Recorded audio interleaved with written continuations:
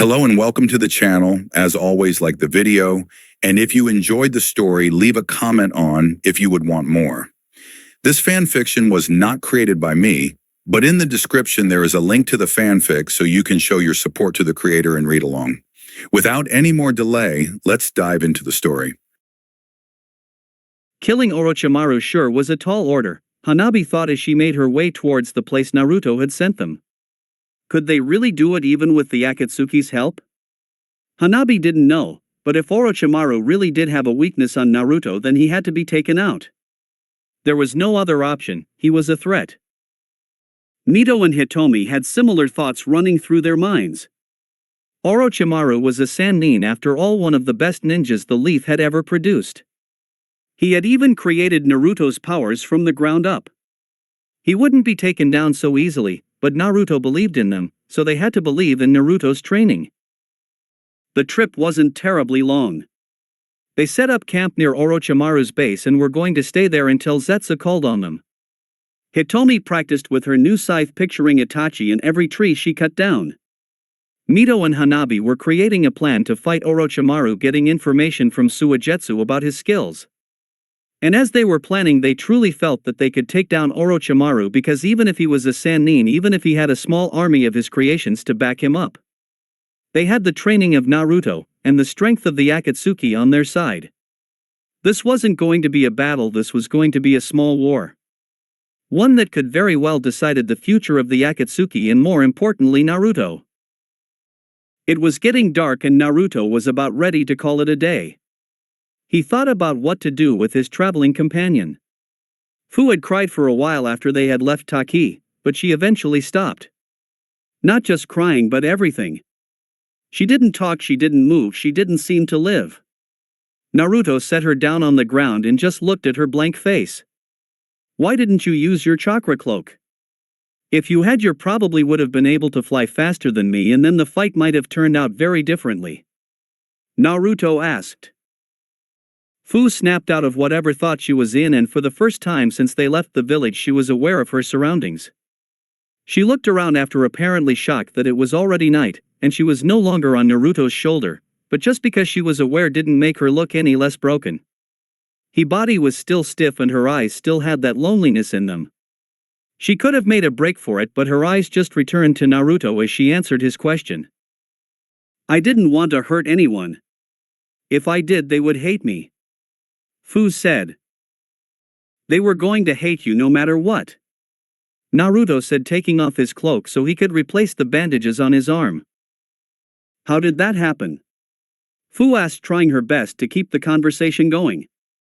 Naruto guessed that since she had been snapped back in reality, the silence gave her time to think, which in turn gave her time to hurt, and that was too hard to bear.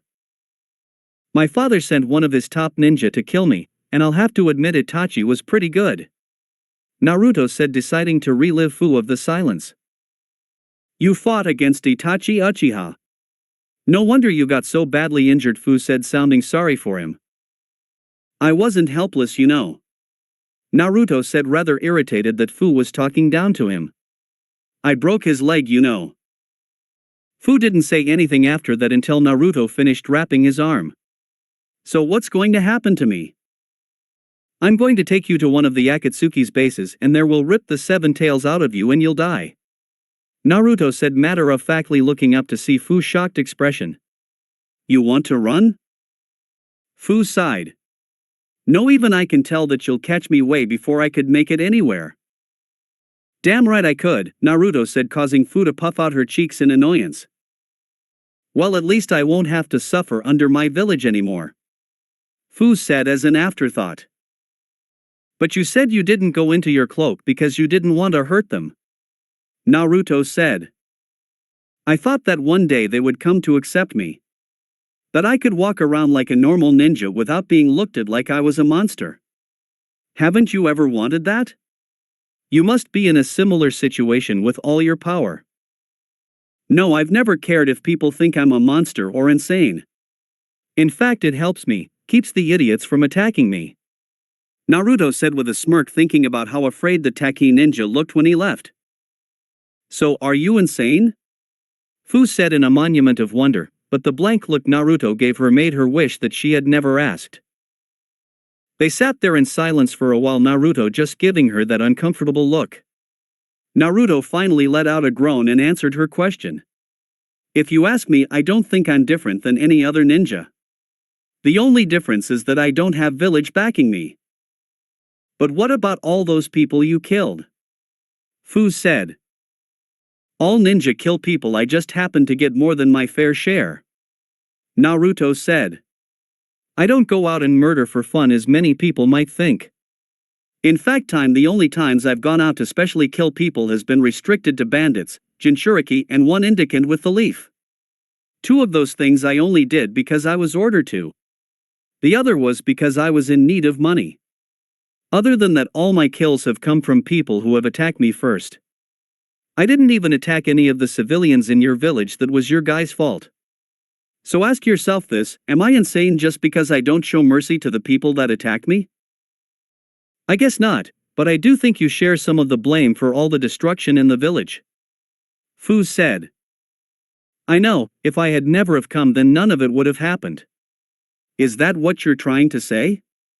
Naruto said. While that is true, that wasn't what I was going to say. Fu said. You have so much power, more than enough to change the world. You could have sent those attacks into the ground or up into the sky. But you didn't. You let them follow your normal reflection and all the destruction followed. How much effort would it have taken you to just send those attacks off somewhere harmless? Naruto thought about for a little bit. Not much, but why would I do anything to help the village that I'm attacking? Because you have the power to do so. Fu yelled, a few tears streaming down her face. Fu must have realized what she had done and immediately pulled back, wiping her face clean. I'm sorry, it's just that there are so many people who want as much power as they can get, and know a lot of people would use that power from evil, but some want it to protect their friends, their family, their village. Just seeing you having so much power yet not even as it for evil or good makes me wonder why you even joined the Akatsuki. What's your goal? Goal? Naruto said, questioning it himself. Why did he join the Akatsuki? Just because they asked him to? No, it was because being part of a powerful organization gave him what he wanted most, peace. What I want is peace.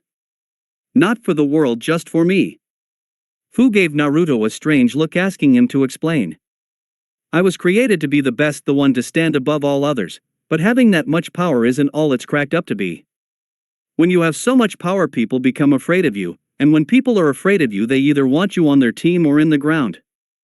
Every day people would come after me, trying desperately to prove that they had what it takes to bring me down, but to this day I can count on one hand how many people have actually hurt me, but that's not enough for them. They'll keep trying until I'm brought down.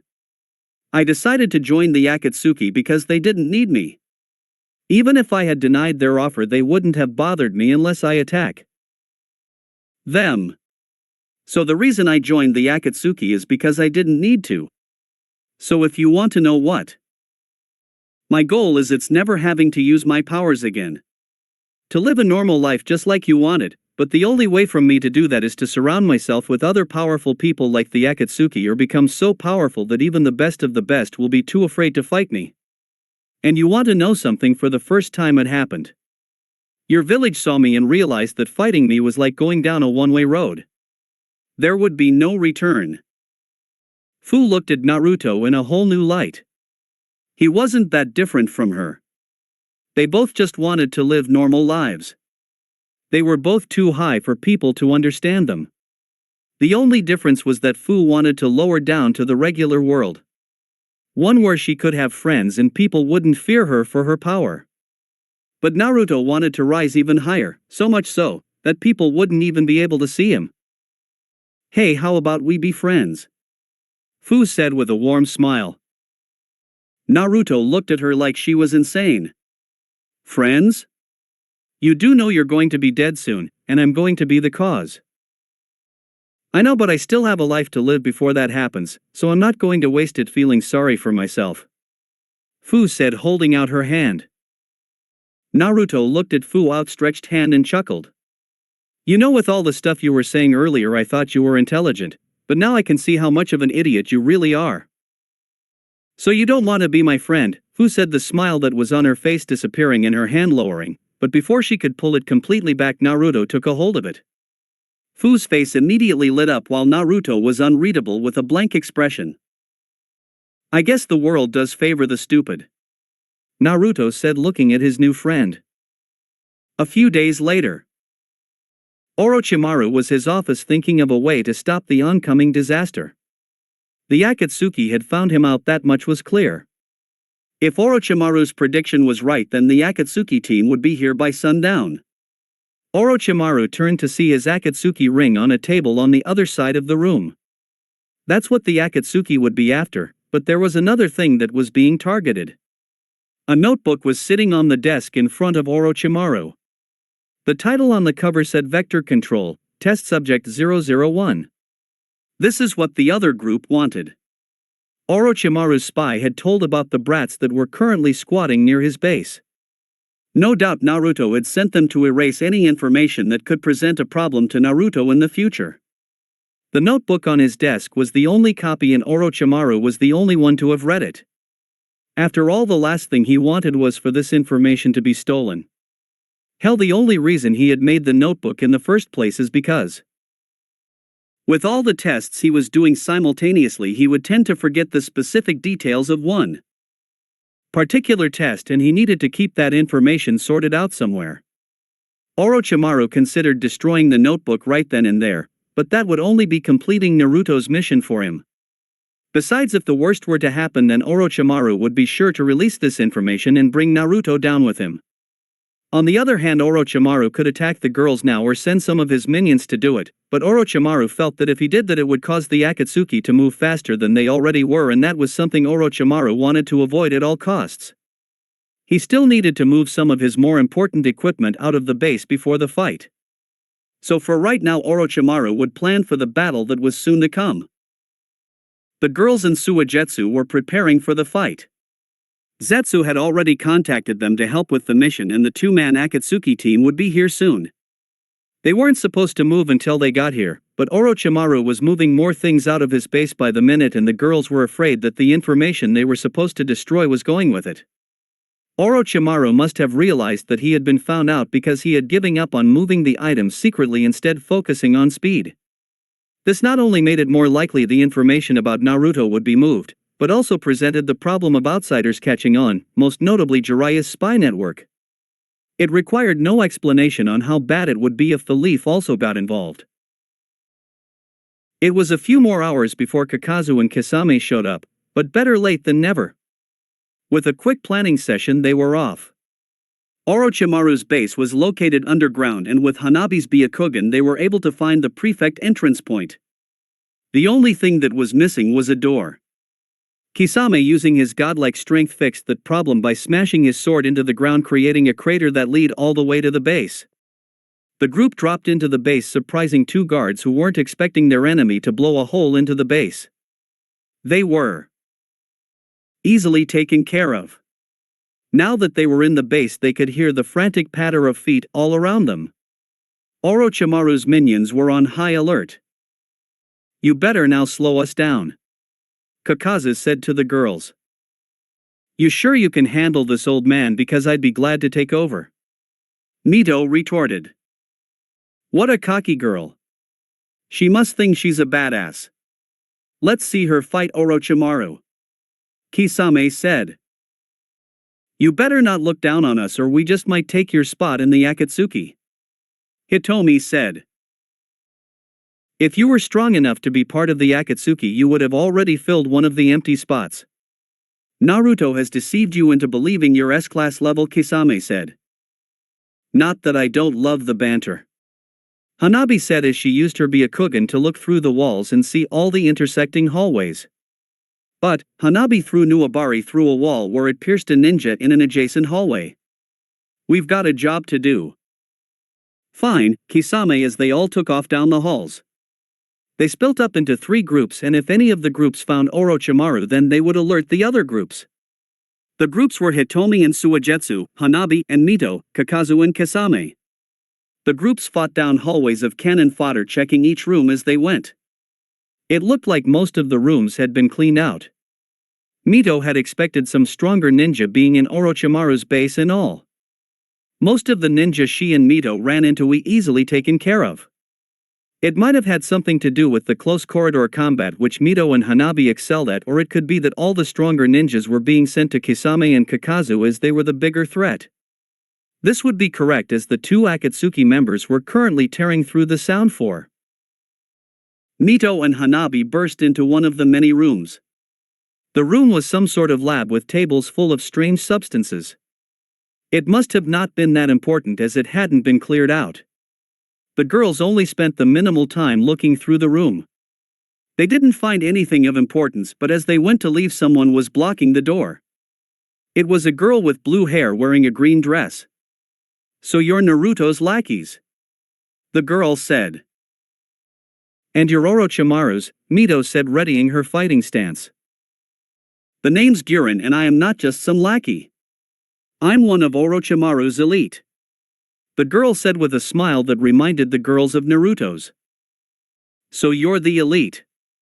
Wow, Orochimaru must have fell on some hard times after Naruto left. Hanabi said, enjoying the tick mark that appeared over Guren's head as she talked. "I'm way more powerful than that traitor could ever be."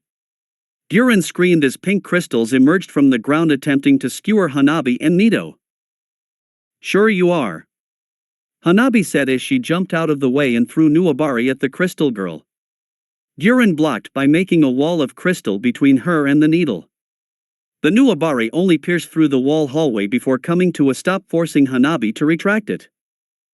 Mito wouldn't just let Guren hide behind her wall, however. She positioned her swords in an X position and slashed them, sending an X of pure lightning at the wall. It was strong enough to shatter the wall, but that may have been a bad decision. Guren used the shattered pieces of crystal as projectiles. Mito and Hanabi were forced to dodge the incoming objects. Glass tubes and beakers shattered as the crystal made contact. Once all the crystals were shot, Hanabi rushed Guren, ready to cut off all of her chakra points. Guren didn't have time to make another wall, however. Her taijutsu was a lot better than Hanabi would have expected. Hanabi wasn't able to land a hit at the beginning, but even if Guren's taijutsu was good, Hanabi's was better. It was only going to be a matter of time until Hanabi made contact. That was until Guren used her foot to crystallize the floor. Hanabi had to quickly jump away to avoid being crystallized herself. "Come on, surely you can do better than this," Guren taunted before having to quickly crystallize a beaker that Mito threw at her. It fell to the ground like a rock. "What was the point of that?" "No point, just wanted to get your attention on me so you could see what was going to kill you," Mito said, pointing her two blades at Guren. "Lightning rife!" Mito yelled as two long stains of energy shot out towards Guren. Guren quickly made a crystal wall, but Mito attack easily destroyed it. Guren was forced to roll out of the way, but when she was in the middle of her roll, she noticed long piece of metal coming straight at her. Guren didn't have any time to react as the Nuabari shoot through her brain. "So much for the elite," Mito said. Meanwhile, in another section of the base, Hitomi and Suigetsu were in a predicament of their own. "Well, aren't we the lucky ones?" Suigetsu said as he stared down Orochimaru. Hitomi had already sent two clones to inform the other teams, but until they got the message they were on their own.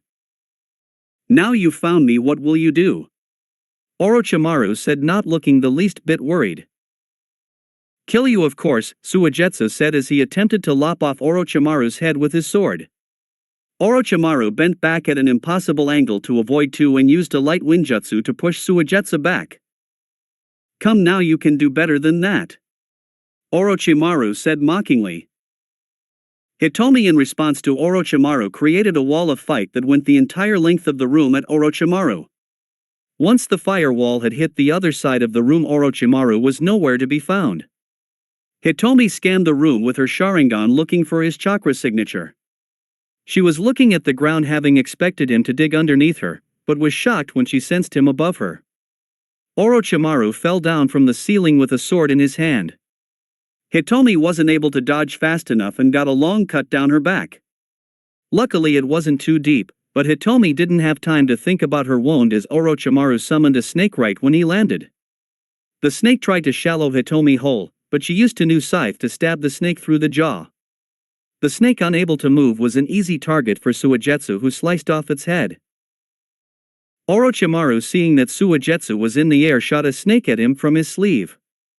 The snake had a sword in its mouth which was going to be so stab Suigetsu. Being in the air, Suigetsu couldn't dodge, but it wasn't like he need to, as the snake passed harmlessly through his body. Suigetsu landed by Hitomi as the snake returned to Orochimaru. "Did you really think that would work?" Suigetsu said. "Of course not, but I'm sure this will," Orochimaru said as he did some hand signs and a seal appeared above Suigetsu. It shot out chains of lightning around Suigetsu, creating a cage around him. Then a few blots went through him, making his body into a sort of gooey puddle. "Shit," Hitomi said as she realized that Orochimaru had made that seal when he was climbing on the ceiling after her firewall.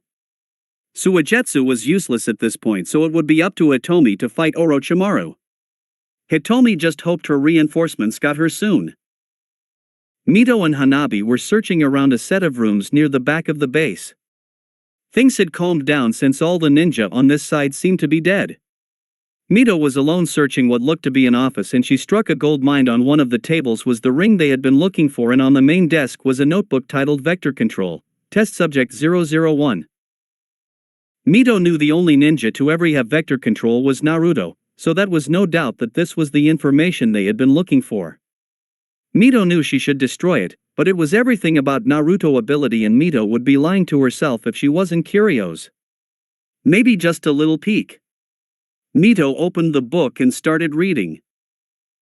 Test Subject 001, aka Naruto, has just completed his first test. So far nothing impressive, he only merely threw a rock at high speeds to kill his opponent. I am however hopeful for the future. All the data has suggested that the operation worked perfectly. 001 has complete control over any vectors that comes into contact with his chakra, even if he doesn't know how to properly use it yet. 001 has progressed better than I had hoped. His mind has finally caught up with his chakra, and he now has complete control over vectors. He has just mastered the vectors of lightning, which has given him a defense against all 5 of the chakra natures. 001 has become a little uncooperative lately. He has demanded I bring him books on just about everything, or he will stop participating in my test. While I could just deny him his request and force him to participate, it could greatly skew the data, as he would most likely just still there letting his reflection do all the work and not come up with new ways to use his vectors. So I will grant his request. After all, gaining more knowledge could only make him more powerful. 001 has read almost every book in my library, everything from basic jutsus to the history of IWA. While I expected him to try out some of the non-vector jutsu he must have learned from those books in the tests, he has yet to do so. I wonder why. 001 has become even cockier these past few weeks. He has demanded that I tell him who his real family is. I realize now that giving him those books was a mistake. It's not the books themselves that are the problem, it's that I gave them to him. Naruto certainly is intelligent. After all, he has to be to manage his vector control. He has been testing the waters for a while now, seeing how much he could get away with. He was figuring out how important he was to me, and the unfortunate truth is he figure out the answer is very important. As much as don't want to do it in order to keep the tests on schedule, I will have to tell him. I could lie to him, but if he were to ever find out the truth, it could stop the test indefinitely, so I will just have to see how it plays out. 001 had a very interesting response to the knowledge of his family. While he did seem like he would like to be with them, he did not show any signs of anger at being taken from them. The tests have gone on smoothly with no change to 001 behavior. If I were to mentally evaluate him, I'd say he has just accepted what happened to him, so while I believe he really wants to get back to his family, he is patient and will not act out on his desire to see them.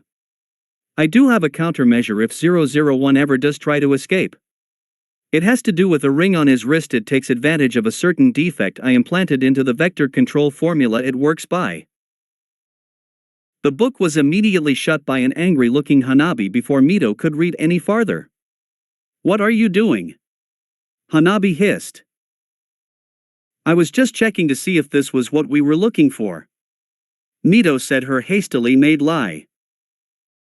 Hanabi didn't believe her for a second and used a simple fire jutsu that was normally used to light campfires on the book. Mito watched the notebook go up in flames, and while she was sad she couldn't read more, it was probably better this way. After all, if she had read any farther she would have discovered something that couldn't be taken back. As the last corner burned, Hitomi walked into the room. "Follow me," she said. Mito and Hanabi followed her without question, knowing that this was just a clone and the real Hitomi would be fighting Orochimaru this very moment. But what the real Hitomi was doing right now could hardly be considered fighting. She was laid out on her back, a crimson liquid pooling under her. Hitomi was struggling to breathe, and just the idea of standing made her want to hurl. Her scythe was on the other side of the room, the cable connecting it to Hitomi having been cut by Orochimaru. Meanwhile, Orochimaru was standing there without a scratch. He slowly made his way towards Hitomi, talking as he went. "I would be lying if I said I expected more from you, but all things considered you didn't do bad. You should have realized, however, that fighting in S-class was way beyond you level. Just because you were trained by Naruto doesn't mean you have his power. There are so many ninja in the world, but less than 1% of them are S-class, and yet here you are fighting one. Is because Naruto said you were ready?" Hitomi tried desperately to say something, but her throat felt dry even though it was wetted by blood. "Naruto might have truly believed you were ready, but you need to understand something. It's always been said that no ninja has started out strong, they need experience and training to become as powerful as their older peers. This is true, but there is one exception: Naruto has always been strong.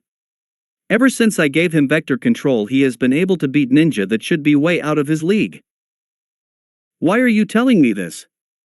Hitomi said, finally able to get some words out. "Because I think you should know a little more about the person you chose to follow. You are following someone who can't comprehend the difference of strength between an S-class and someone he's trained. In his mind, S-class or the norm, nothing to even be worried about. So you see, he just assumed that you were ready, and now you're going to pay the price for following someone who has never been weak." "You going to kill me?" Hitomi said. "If I wanted to do that, I could have done it any time during our fight. I want something else.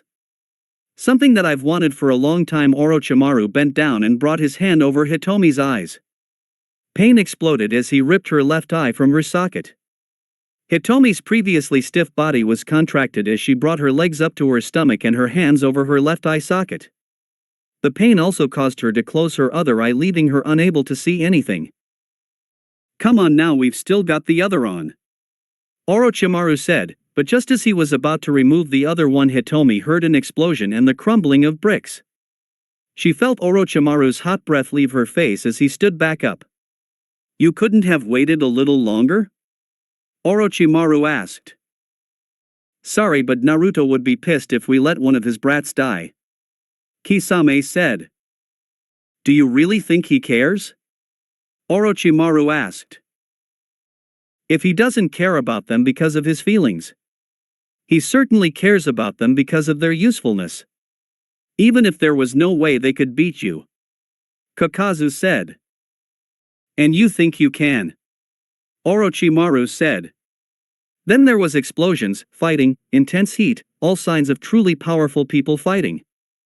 Hitomi, in her pain-induced mind, realized that S-classes were something that a person like her could never hope to fight on equal footing. The pain finally became too much, and Hitomi passed out. By the time Hitomi woke up, the fight was over. She was no longer inside Orochimaru's base, she was on a bedroll looking up at the green of the trees. She forced her stiff body to sit up as she brought her hand to the left side of her face. She felt a number of bandages wrapped around her eye, but to her surprise she could feel her eye was back where it was supposed to be. "How are you feeling?" Mito said from beside Hitomi. "I felt better, but at least I have my eye back," Hitomi said. "You can thank Hanabi for that. She was able to use her Byakugan and few medical jutsu to put your eye back in place. It's just a good thing it was recently removed. Hanabi didn't think she'd be able to do if we had gotten there much later," Mito said. "So what happened?" Hitomi asked, lying back down as a headache started to set in. "Well, for one, Orochimaru is dead, but so is Kakazu. Mito started but was quickly interrupted by Hitomi. How? It was 4 against 1, 8 if you count all of Kakazu's hearts. How'd you lose, Kakazu? Hitomi said. Well, it wasn't exactly 8 against 1. Hanabi and I figured out pretty early on that we were just getting in the way, so we spent our time healing you and freeing Suigetsu while they fought. Also, Kakazu lost his wind heart even before fighting Orochimaru. There was also the issue that they were fighting Orochimaru on his own turf. So basically what happened was Orochimaru would use tricks and traps to take out Kakazu's hearts one by one until he finally killed him. That's not to say Orochimaru didn't take serious damage, because by the time he took out Kakazu he was too weak to beat Kisame.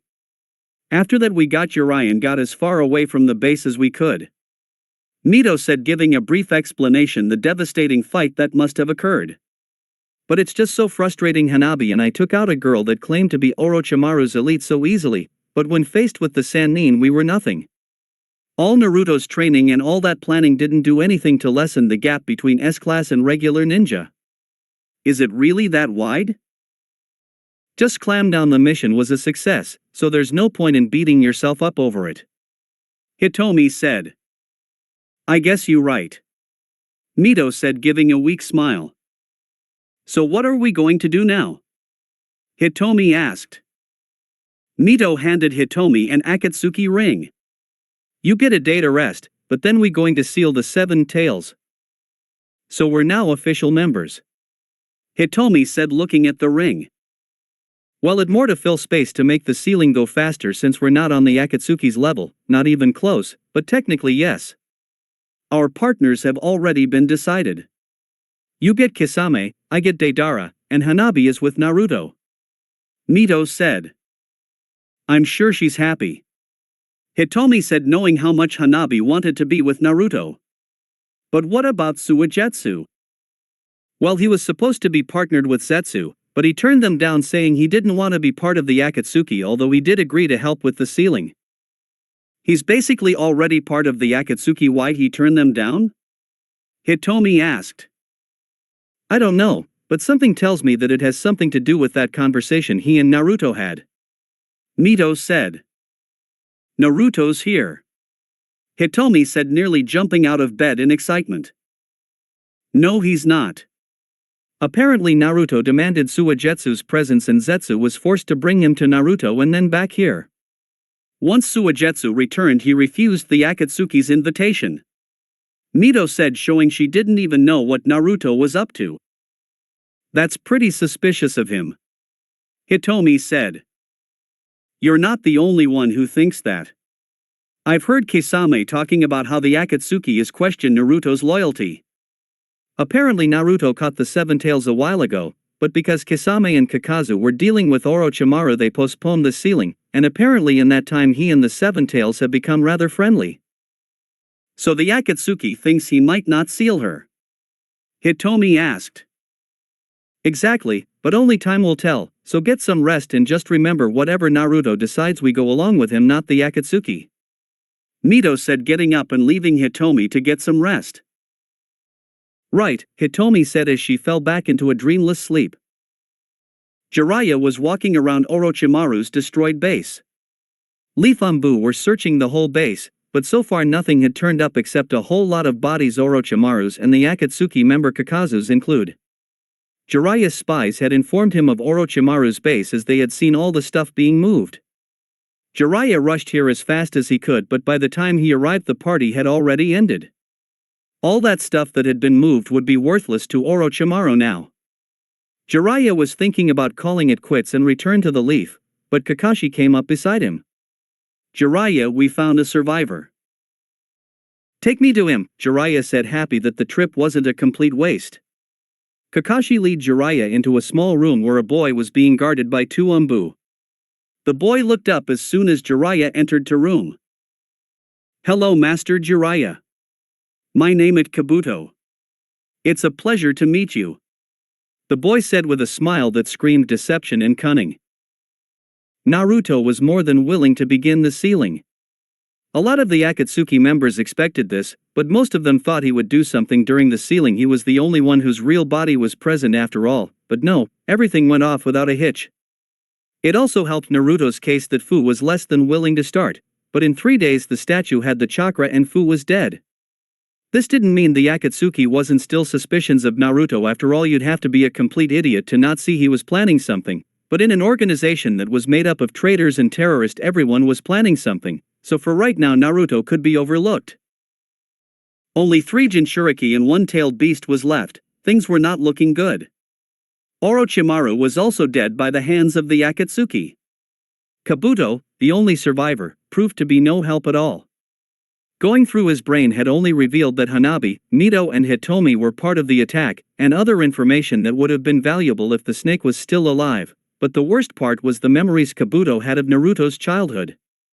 Minato, despite knowing he would regret it, asked Inoichi to show him those memories, so they watched as Naruto devolved his powers at the hands of Orochimaru, sat in a cage, killing people for the sake of progress, sat in a cage, devolve his ideals, but more than anything sat in a cage.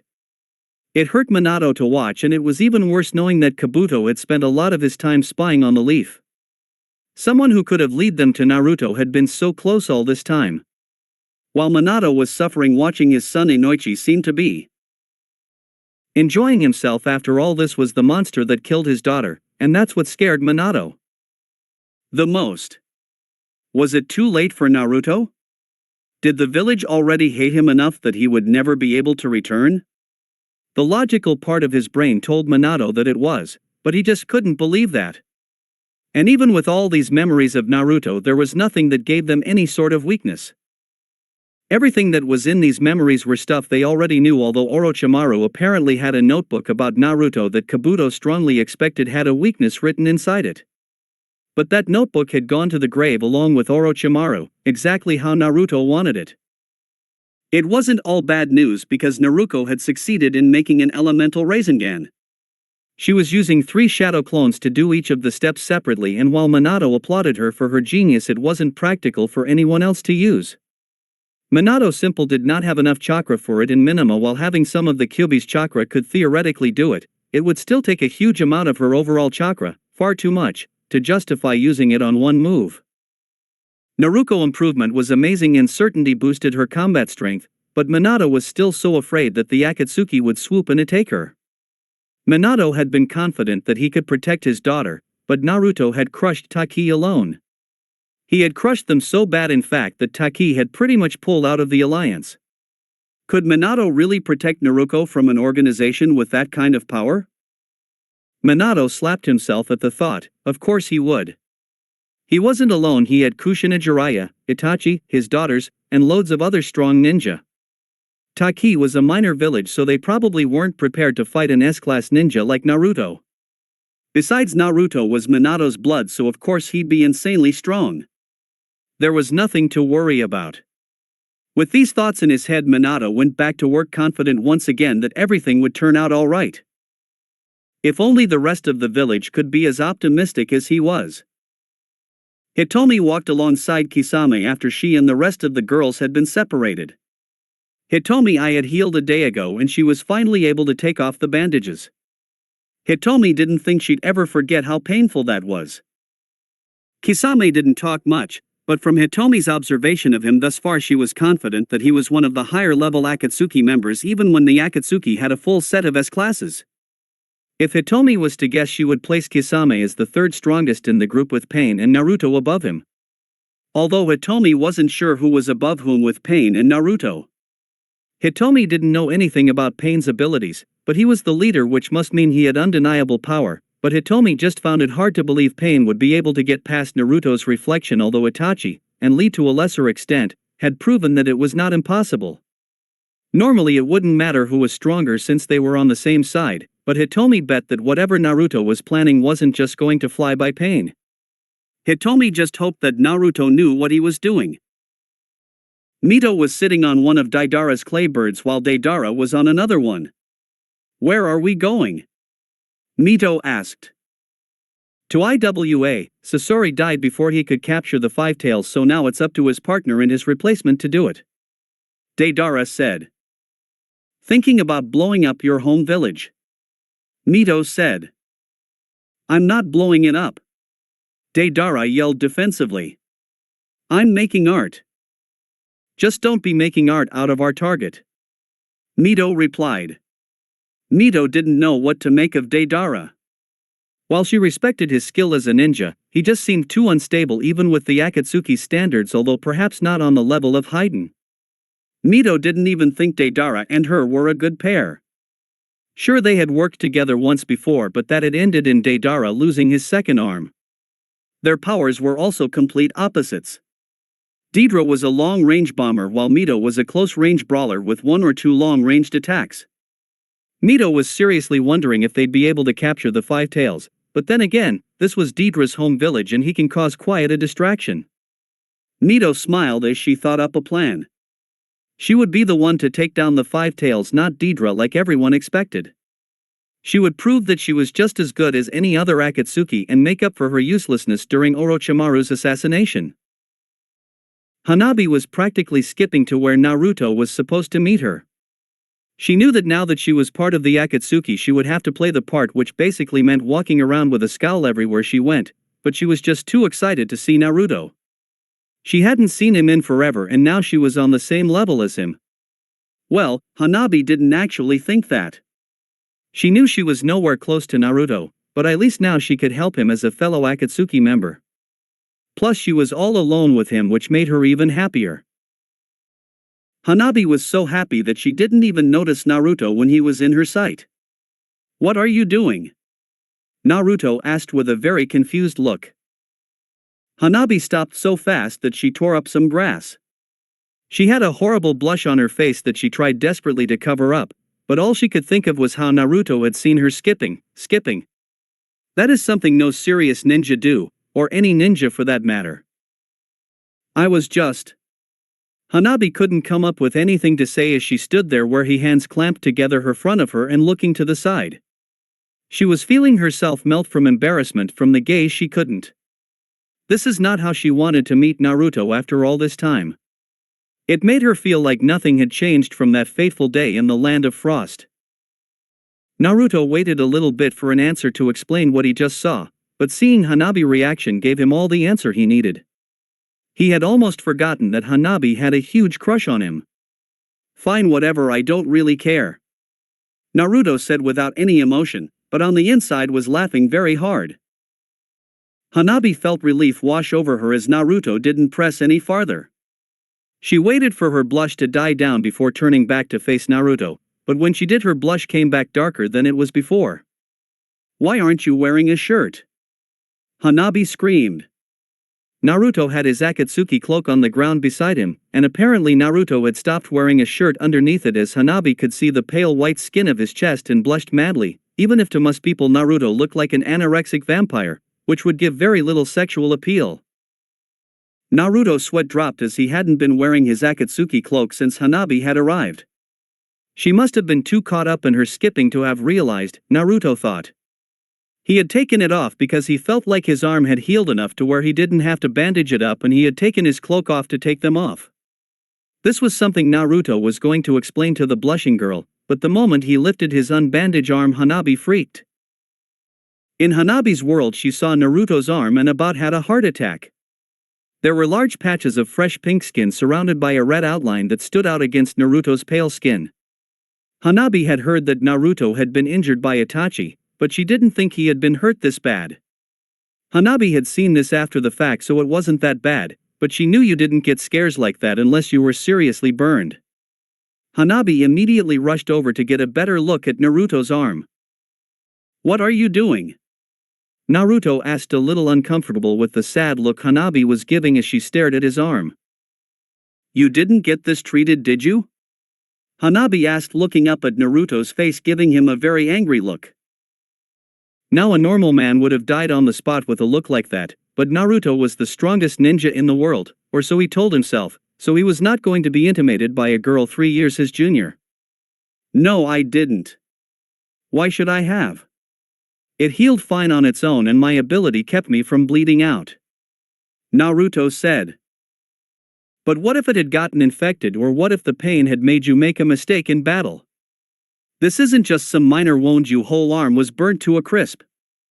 Hanabi yelled with worry and anger.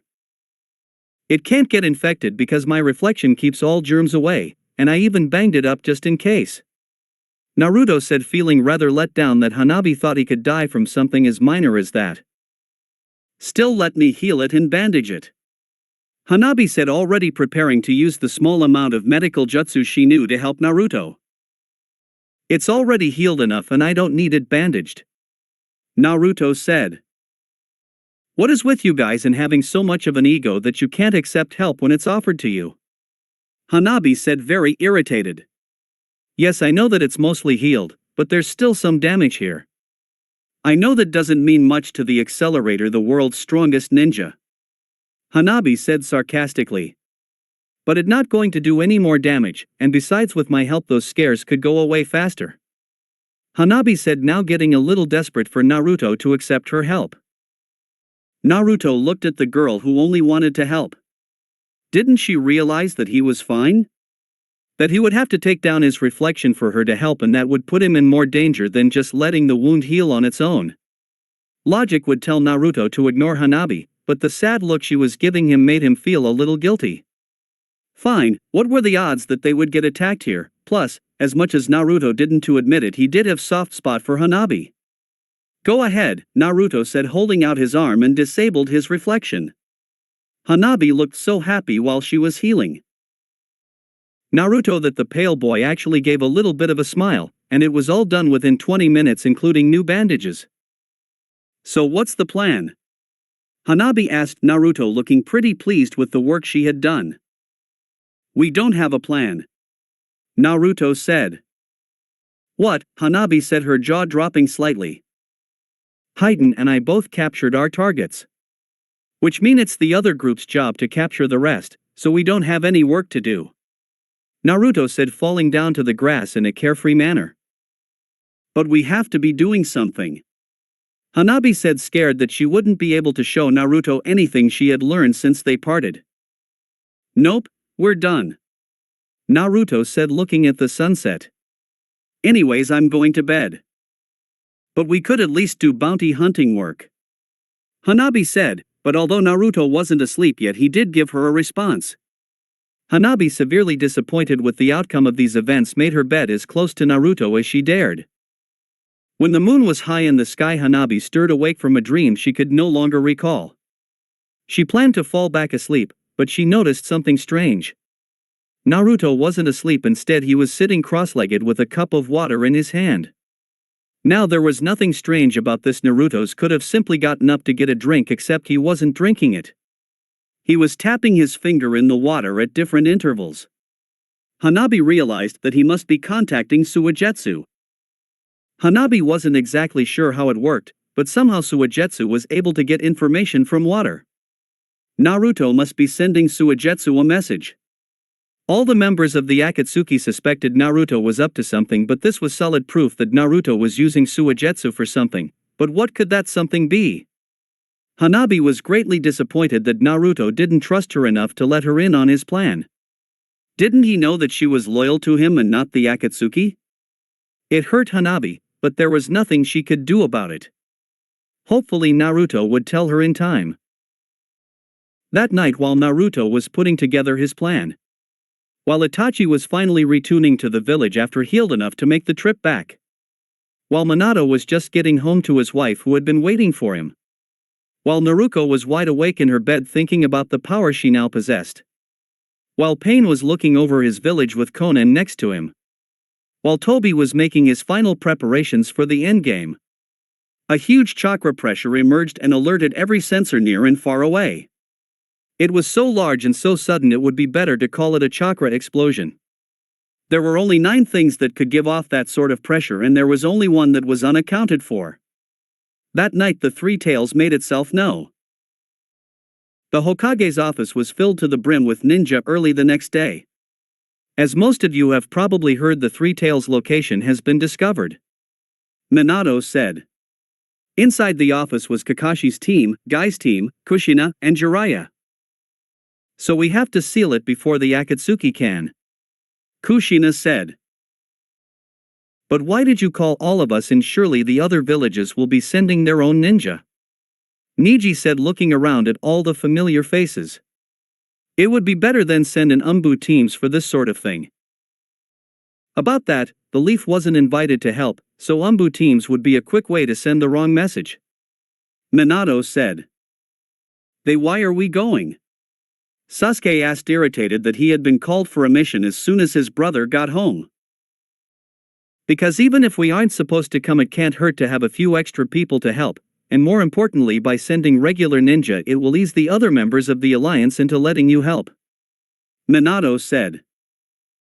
Some of the smarter people in the room could tell what the true purpose of this mission was. Minato was trying to mend his relationship with the rest of the alliance by sending his not-so-regular ninja to help out, in other words, his best ninja. Minato just wanted the alliance to recognize the ninja he was sending. It had nothing to do with what kind of message umbu teams would send. If Itachi wasn't too injured to go on this type of mission, he'd probably be here too. However, this was double-edged sword. If they captured the Three Tails successful, then it would help Minato regain favor, but if they failed, the alliance could blame it all on Minato and that would break the relationship beyond repair. I see, but I have one more question. Kakashi said. In a mission that's objective is to stop the Akatsuki from capturing another tailed beast, is it really such a good idea to send a jinchuriki on this mission? What's that supposed to mean? Naruko yelled. Quiet, Naruko. Minato said, getting the attention of everyone in the room. I can see what you mean, but Naruko hasn't been able to go on missions recently because of that very fact. If I keep her in the village, she won't get the experience she needs to defend herself against these high-level opponents. Besides, it's not like I'm sending her to fight a tailed beast alone.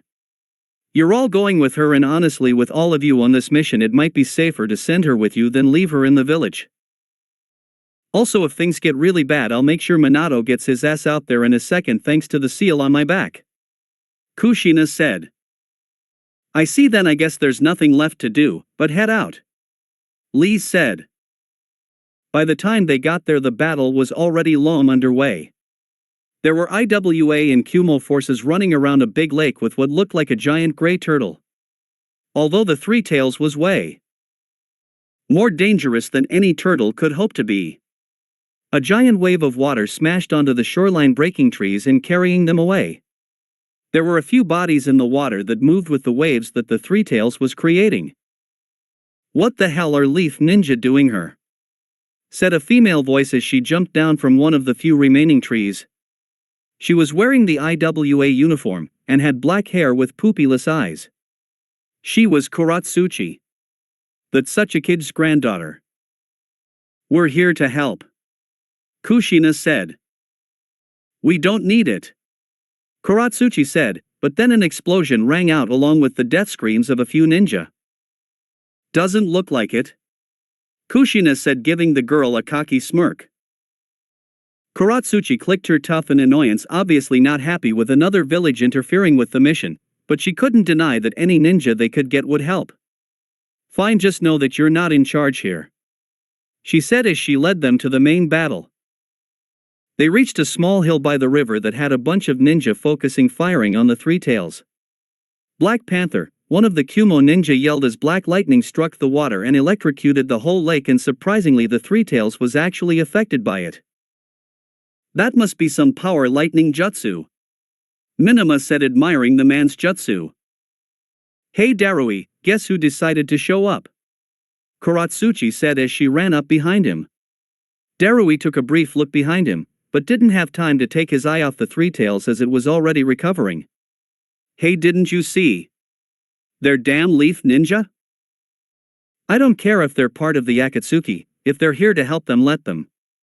We're going to be charging the lake soon to attempt to capture. Hopefully you Leaf Ninja aren't scared of getting a little wet, Darui said. Of course not, Sasuke said, activating his Sharingan. Every ninja there got out on the lake and started heading for the Three Tails. The Three Tails wasn't going to let them run straight at him, however. A rain of huge water bullets were shot at the approaching force. IWA ninja brought up rock walls all the way from the bottom of the lake to block them. The Three Tails reacted by upping his power. Shit, he's about to use his tailed beast ball, Jiraiya said. Everyone get as close as you can, That's no point in trying to block something like that, but it might think twice about firing it too close to itself. Kuratsuchi ordered. Everyone ran as fast as they could towards the tailed beast, hoping to avoid the blast. Kuratsuchi seemed to be right in her prediction because the three tails shot the ball a ways behind them, but even if it wasn't a direct hit didn't mean they were safe. The shockwave caused more than a few ninja to faceplant in the water. This was much more dangerous than it normally would have been because the water in the lake can become incredibly unstable due to the attack. Some ninja were pushed under the water and wouldn't be seen again until their bodies washed up on the shore, but the group didn't have time to worry about the water below.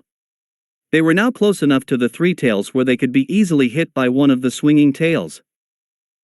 "I've got this," Kushina yelled as she used her chains to wrap around one of the tails and stop it from swinging. The three tails wasn't going to have any of it as he swung one of his other tails towards Kushina. "I don't think so," Minima said as she used her own chains to stop the tail. This made the three tails pissed as he stranded, shaking back and forth and swung his last tail around wildly trying to hit the redheads. "I can't let the leaf girls have all the fun," Kuratsuchi as she shot a white substance from her mouth at the last tail. When the three tails dipped his tail back in the water from swinging it around, the substance hardened, making the tail much heavier. Although the three tails was having trouble moving its last tail, it wasn't immobile, so the time to strike was now. Tenten shot hundreds of explosive tags. Lee and Guy opened one of their gates and started wailing on the beast. Sasuke, Kakashi and Darui used their lightning jutsus all at once to make an extremely power lighting beam, and all the other ninjas started firing their own jutsus. Not even a tailed beast could take that many jutsus without being affected. The three tails seemed to howl in pain as the jutsus just kept coming, but the worst was yet to come as Naruko charged up her Raisin Shuriken. Naruko was going to hit the three tails with her best attack, and hopefully it would do enough damage to capture it. The three tails must have realized that if it was hit by Naruko's attack it would do a lot more than just cause some pain. It curled itself into its tails, making himself a sort of ball. Then it started spinning at speeds that were impossible for Minima and Kushina to hold onto their chain. They had to cancel them unless they wanted to be sent flying. The spinning was so fast that the substance Kuratsuchi had shoot onto the last tail just peeled off, and with that the three tails raced around the lake within seconds and came right back at them. It was so fast most ninja didn't even have time to think. The ones who could cut off the chakra to their feet and fell into the lake.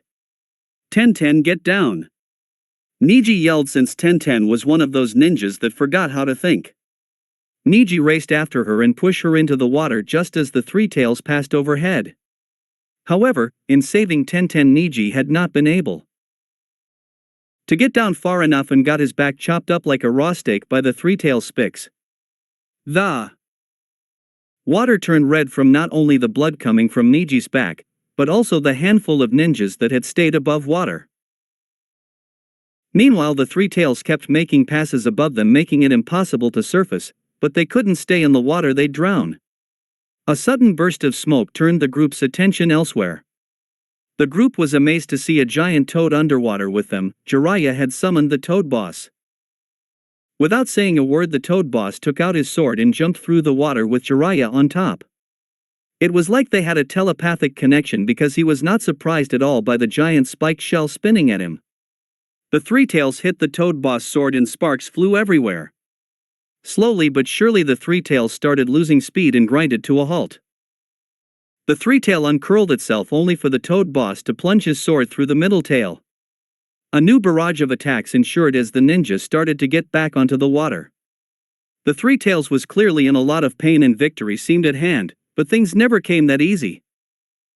Whether the three tails was desperate or simplify panic didn't matter. All that mattered was that the three tails created another tailed beast bomb. He shoot it so close to him that it was more like the three tails dropped it. Everything was blow back, the toad, the people, the water, itself, everything. The first thing Naruto realized after the tailed beast ball went off was she couldn't breathe. Naruko, who was lying face down in the water, quickly pulled her head out. The next thing she realized was how much her body hurt. There was blood dripping into the water, giving Naruko's reflection a reddish tint. Naruko supposed she should be happy. After all, it was only due to the fact that the Three Tails hadn't charged up its tailed beast ball that much that Naruko was alive. Naruko got to her feet and looked at the surrounding area. She must have not been out that long as the water of the lake was still trying to settle itself down. The Three Tails could be seen slightly under the lake, it didn't look to be moving. What do you know, it took itself out? A voice said from behind. Naruko turned to see Kakashi a little bloody, but since he was giving his signature ice smile, Naruko didn't think he was too bad off. Come on, let's go find everyone else. It didn't take long for everyone who was still alive to regroup.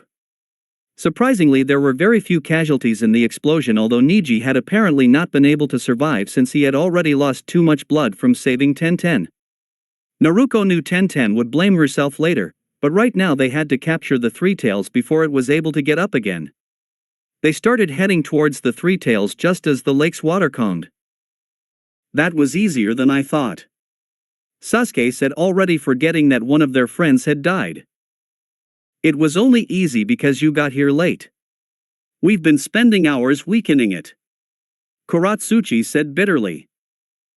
This is now time for celebration. The Three Tails could get up at any time, we need to move, Kushina said. The Three Tails wasn't too far away from the shore, but right when every ninja got onto the lake, the previously calm water started to move again. It wasn't even close to what the Three Tails had been able to do, but it was noticeable. That's not us, is it? Minama asked. No, but watch yourselves, we don't know what's going on, Darui said as he looked around the whole lake to see what the cause could be. Everyone saw it at the same time. Across the lake were two figures wearing Akatsuki robes. One was obviously male with a slightly shorter female beside him. There was whispering all throughout the group. Everyone calm down, we knew the Akatsuki could show up, so we'll just show them what happens when you come late to the party, Darui said. His words might have been spoken with the courage expected from a leader, but it didn't do much to calm the group's nerves. As the figures came closer, the water became more and more restless. The group was silent. The only noise was the slight splashing of water as the Akatsuki members walked towards them. They could start to see their features, and that was enough to make the Leaf Ninjas' voices get caught in their throats. Pale skin, hair that looked like it had been bleached, red eyes. There was no doubt about. He seemed to be grumbling about something. The group of ninjas was able to catch the last of it as he came to a stop. Stupid Zetsu making me come all the what out here even after I've captured my jinchuriki, the disaster said. Suigetsu was walking along a dirt road with a map in his hand. Well, Naruto, you sure are an interesting guy. Who knew when I joined your little group things would turn out like? Suigetsu said, talking to himself out of boredom. You didn't seem like the type of guy who would plan something like this when I first met you, but man, when you get to work, you get to work. It's just a shame you left us with the cleanup work, although it's still going to be more fun than anything the Akatsuki had me do. Speaking of US, I'm almost at the rendezvous point, Suigetsu said, checking his map again. I really have to hand it to you, Naruto, you pulled the wool over everyone's eyes. Who could have known that she was still alive? I'll have to ask her how you did it. The group whose job it was to capture the Three Tail knew that the possibility of running into an Akatsuki team was high. Even so, everyone who was brought onto the mission figured that the Three Tails was the main threat, and even if an Akatsuki team did show up, they would have to fight the Three Tails too. Yet Naruto had employed a strategy so simple a civilian could have come up with it: come in after the beast is defeated. Such an easy thing to predict, yet no one was prepared. Exhausted and beat, they had not thought about conserving their strength while fighting the Three Tails. But while they were trying to find the strength to deal with Hanabi and Naruto was standing on the water, making waves due to the unusual way he stood on it, looking rested and relaxed. It seemed he could care less if a fight did occur. Naruto! Kushina screamed and stepped to the front of the crowd. She had been the only one to find her voice, but when she saw Naruto she lost it again. This would be her first time seeing Naruto since the Chunin exams, and back then she didn't know he was Naruto. She saw the boy she gave birth to standing there, having grown up without his family. It was so strange to see the son she had dreamed so much about after she had lost him standing there. He truly didn't look like he was part of their family. Once bright blue eyes had changed into indifferent red eyes so long ago. Skin so pale that it would make you question if he had ever seen the sun, and his hair. Oh Kami, that was what made it impossible to relate him to the Namikaze family. The ominous feeling it gave because of the way it remained perfectly still even though everyone else's hair was moving with the wind. The hair that's beautiful color had been zapped out leaving a dusty blonde in its place. This is what her son, who could have been Minato's twin in another world, had turned into. Are you just going to look at me or are you going to say something? Naruto said with so little care in his voice that it almost sounding like a threat even though all he did was ask a question. Why are you here? Kushina said. Naruto gave her a puzzled look before speaking. Come on, you're the wife of the Hokage, surely you can figure it out, but just in case I'll give you a little hint. Naruto pointed to his Akatsuki cloak and then to the still body of the Three Tails. Damn, he was mocking her. Kushina knew it was a stupid question, but nothing else would come out. How do you talk to the son you've never really known who then becomes one of the members of a group that you're fighting? Why won't you come back to the leaf? Kushina asked, trying her best to get through to the boy. Back? Naruto said questionably. I don't know what reality you've been living in, but I've only gone to the leaf once, and that was only for the Chunin exams, so why would I go back? Because it's your home. Kushina yelled. Just because I was born in the leaf doesn't make it my home. I've never thought of that place as my home. Naruto said. That's a lie. You came to the leaf once before the Chunin exams because you believed it was your home. You came after escaping from Orochimaru, and you didn't go to the closest ninja village, you went to the leaf because you knew your family was there. So don't give me that crap. Kushina yelled, anger and sadness in each word like a river that would burn you if you got too close. But Naruto had his reflection to protect him from the heat. Oh yes, I guess he did once go to the leaf, but he was turned away. What do you mean that was you? Kushina said, having been hit really hard by that mental blow, so much so that tears were starting to run down her face. No, that was the fake Naruto. A person who died when Accelerator was born. People may call me Naruto since that was the name I was giving, but in truth that name is an alias for Accelerator, not the other way around. Accelerator said. His words shook every leaf ninja there, even Hanabi. Who the hell was this guy, Naruto, the son of the Hokage, Accelerator, Orochimaru's prized creation, and Akatsuki member? But none of those were quite right.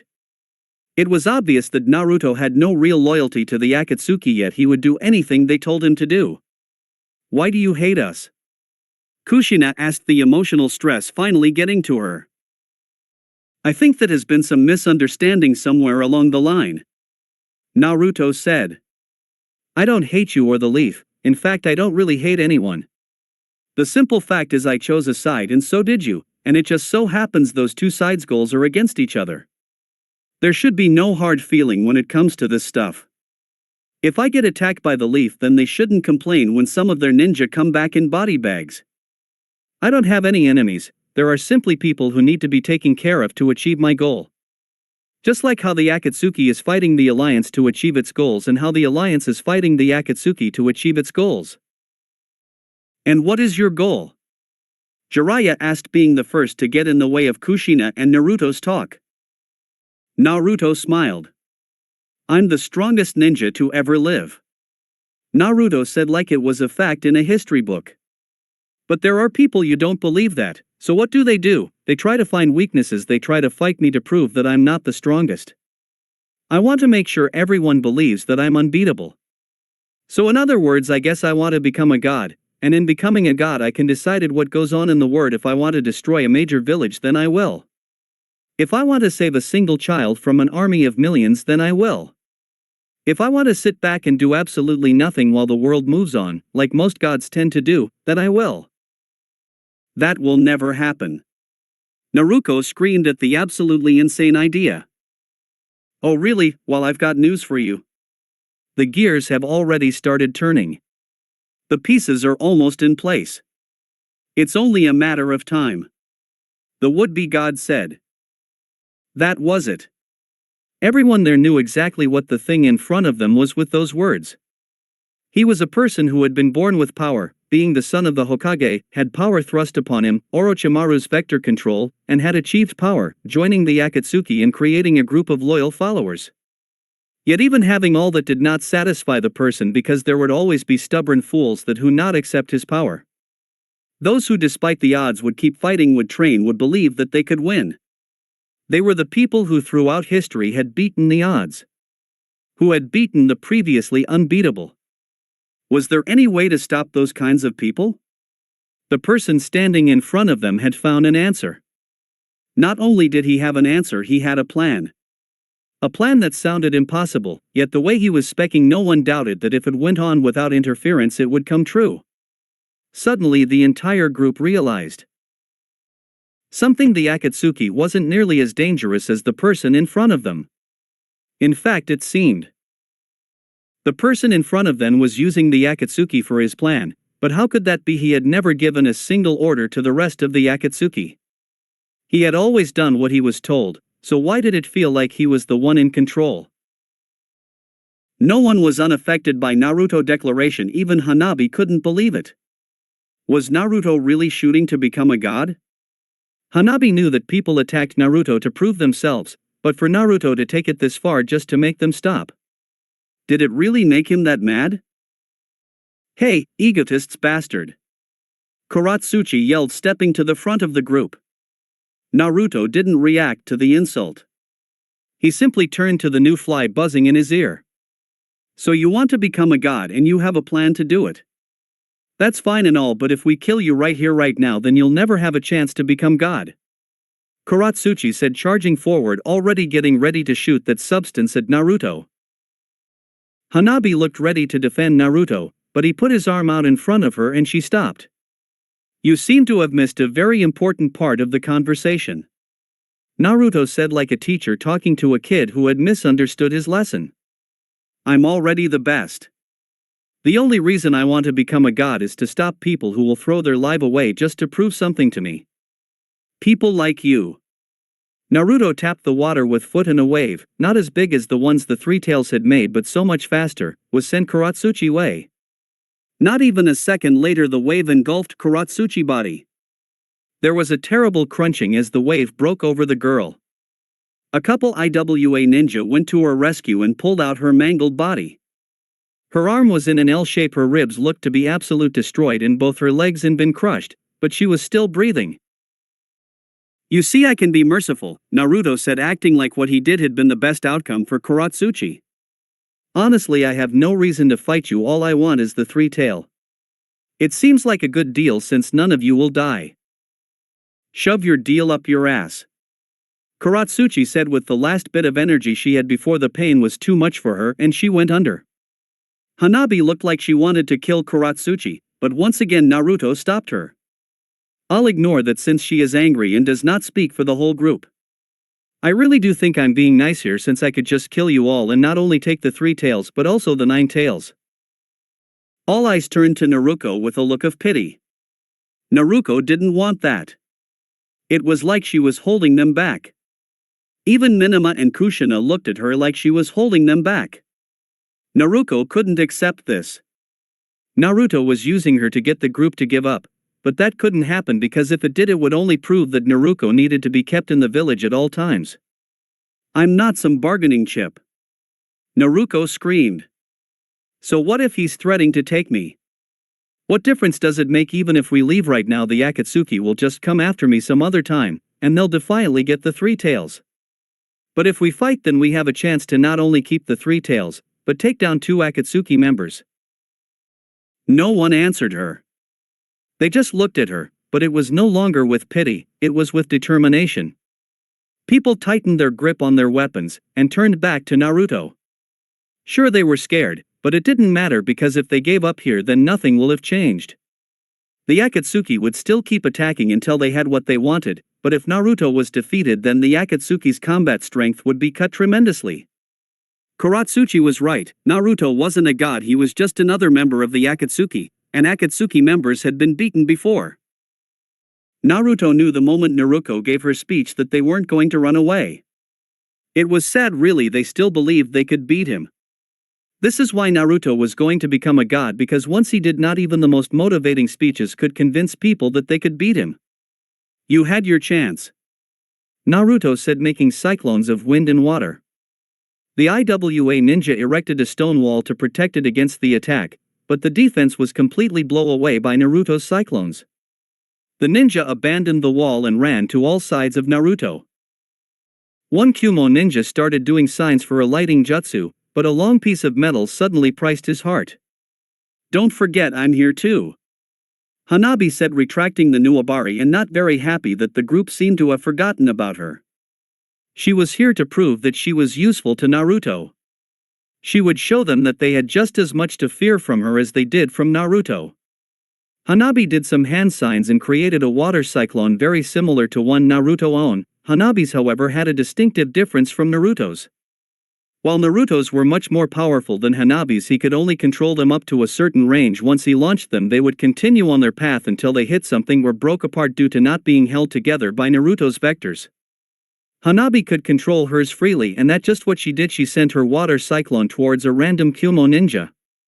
He dodged, having thought that it was one of the many cyclones Naruto was throwing at the group, but when the water cyclone suddenly changed directions, he was unprepared and took the full force of the hit, which was deadly. Hanabi killed a couple of people before she got noticed and had to fight for real. Her opponent was girl Hanabi thought she remembered seeing when Neige got his Genin team. Was it 10-10? Hanabi guessed it didn't matter, but by giving her a brief examination, Hanabi was confident that she was a weapons specialist. It would make sense if she is throwing weapons at Naruto was practically worthless and could cause damage to your own side because of Naruto's reflection. Hanabi didn't think the girl would be too difficult, but she would still follow the words Naruto had parted them with, to not underestimate your opponent. Although even Hanabi, who believed in everything Naruto did and said, knew that those words meant nothing to him. He hadn't moved since that start of the fight. He just made cyclones and sent them off to a random person he saw. Sometimes they were killed, sometimes they weren't. It didn't matter to Naruto, anything that got close to him was reflected anyway. Naruto wasn't planning on moving that entire fight until he saw a familiar green blur. He was one of them, a group of less than 5 people who had actually damaged Naruto, and that meant he was by far the biggest threat to Naruto in this battle. Naruto sent all his cyclones at the blur, but none of them made contact. Naruto noticed that the blur was moving a lot faster than the last time they had met. The blur also seemed to have a little red mixed in with all the green. The blur was too close now. Naruto didn't have time to make any more cyclones, so Naruto did something of a rarity. He punched the oncoming blur with a vector-enhanced arm. 2 fists collided on the lake. Anyone who hadn't seen it before was shocked to see that there was someone making contact with Naruto's skin, of course, as it was only the knuckles of their fists. I see you haven't forgotten how to get through my reflection, Naruto said, looking at the person across from him. His skin was red and his hair was in the shape of a bowl, but even with how stupid he looked, he had something to be proud of. Looking at the 2 boys' fists again showed that Naruto's knuckles were bleeding slightly. The boy had used Naruto's own reflection against him. By pulling his punch back at the last moment, he was able to trick Naruto's reflection into reversing the punch towards him. This was something only he could do. It's like riding a bike, Lee said, giving a victory smile as he saw a little bit of crimson liquid drop into the lake. Both boys pulled back, so they were a little bit apart. Naruto looked at the blood coming from his hand and confirmed that Lee was indeed still dangerous, but he would not freak out like he did last time. All Lee had was the ability to get past his reflection. If that was the case, all Naruto had to do was keep him from his reflection until he was able to kill him. Naruto created 4 cyclones and flew above the lake. Naruto smiled as Lee stayed where he was, glaring at Naruto to come down.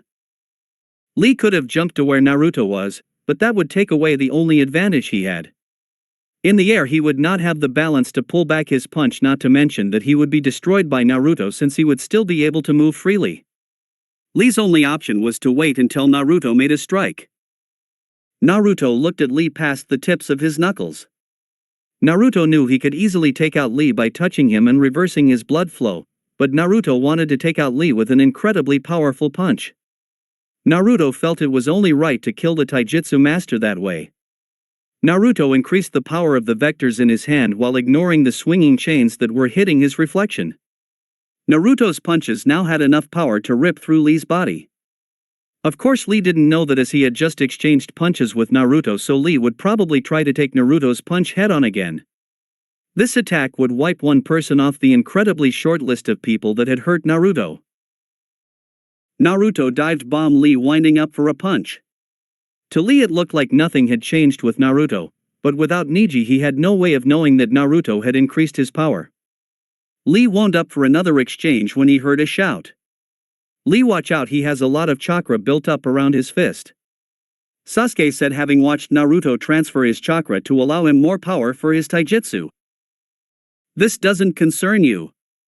Naruto yelled in annoyance as he reached into his pocket with his other hand and threw some fast-flying pebbles at Sasuke. Lee had heard what Sasuke said, but having Guy as a teacher he had completely misread what Sasuke had warned about.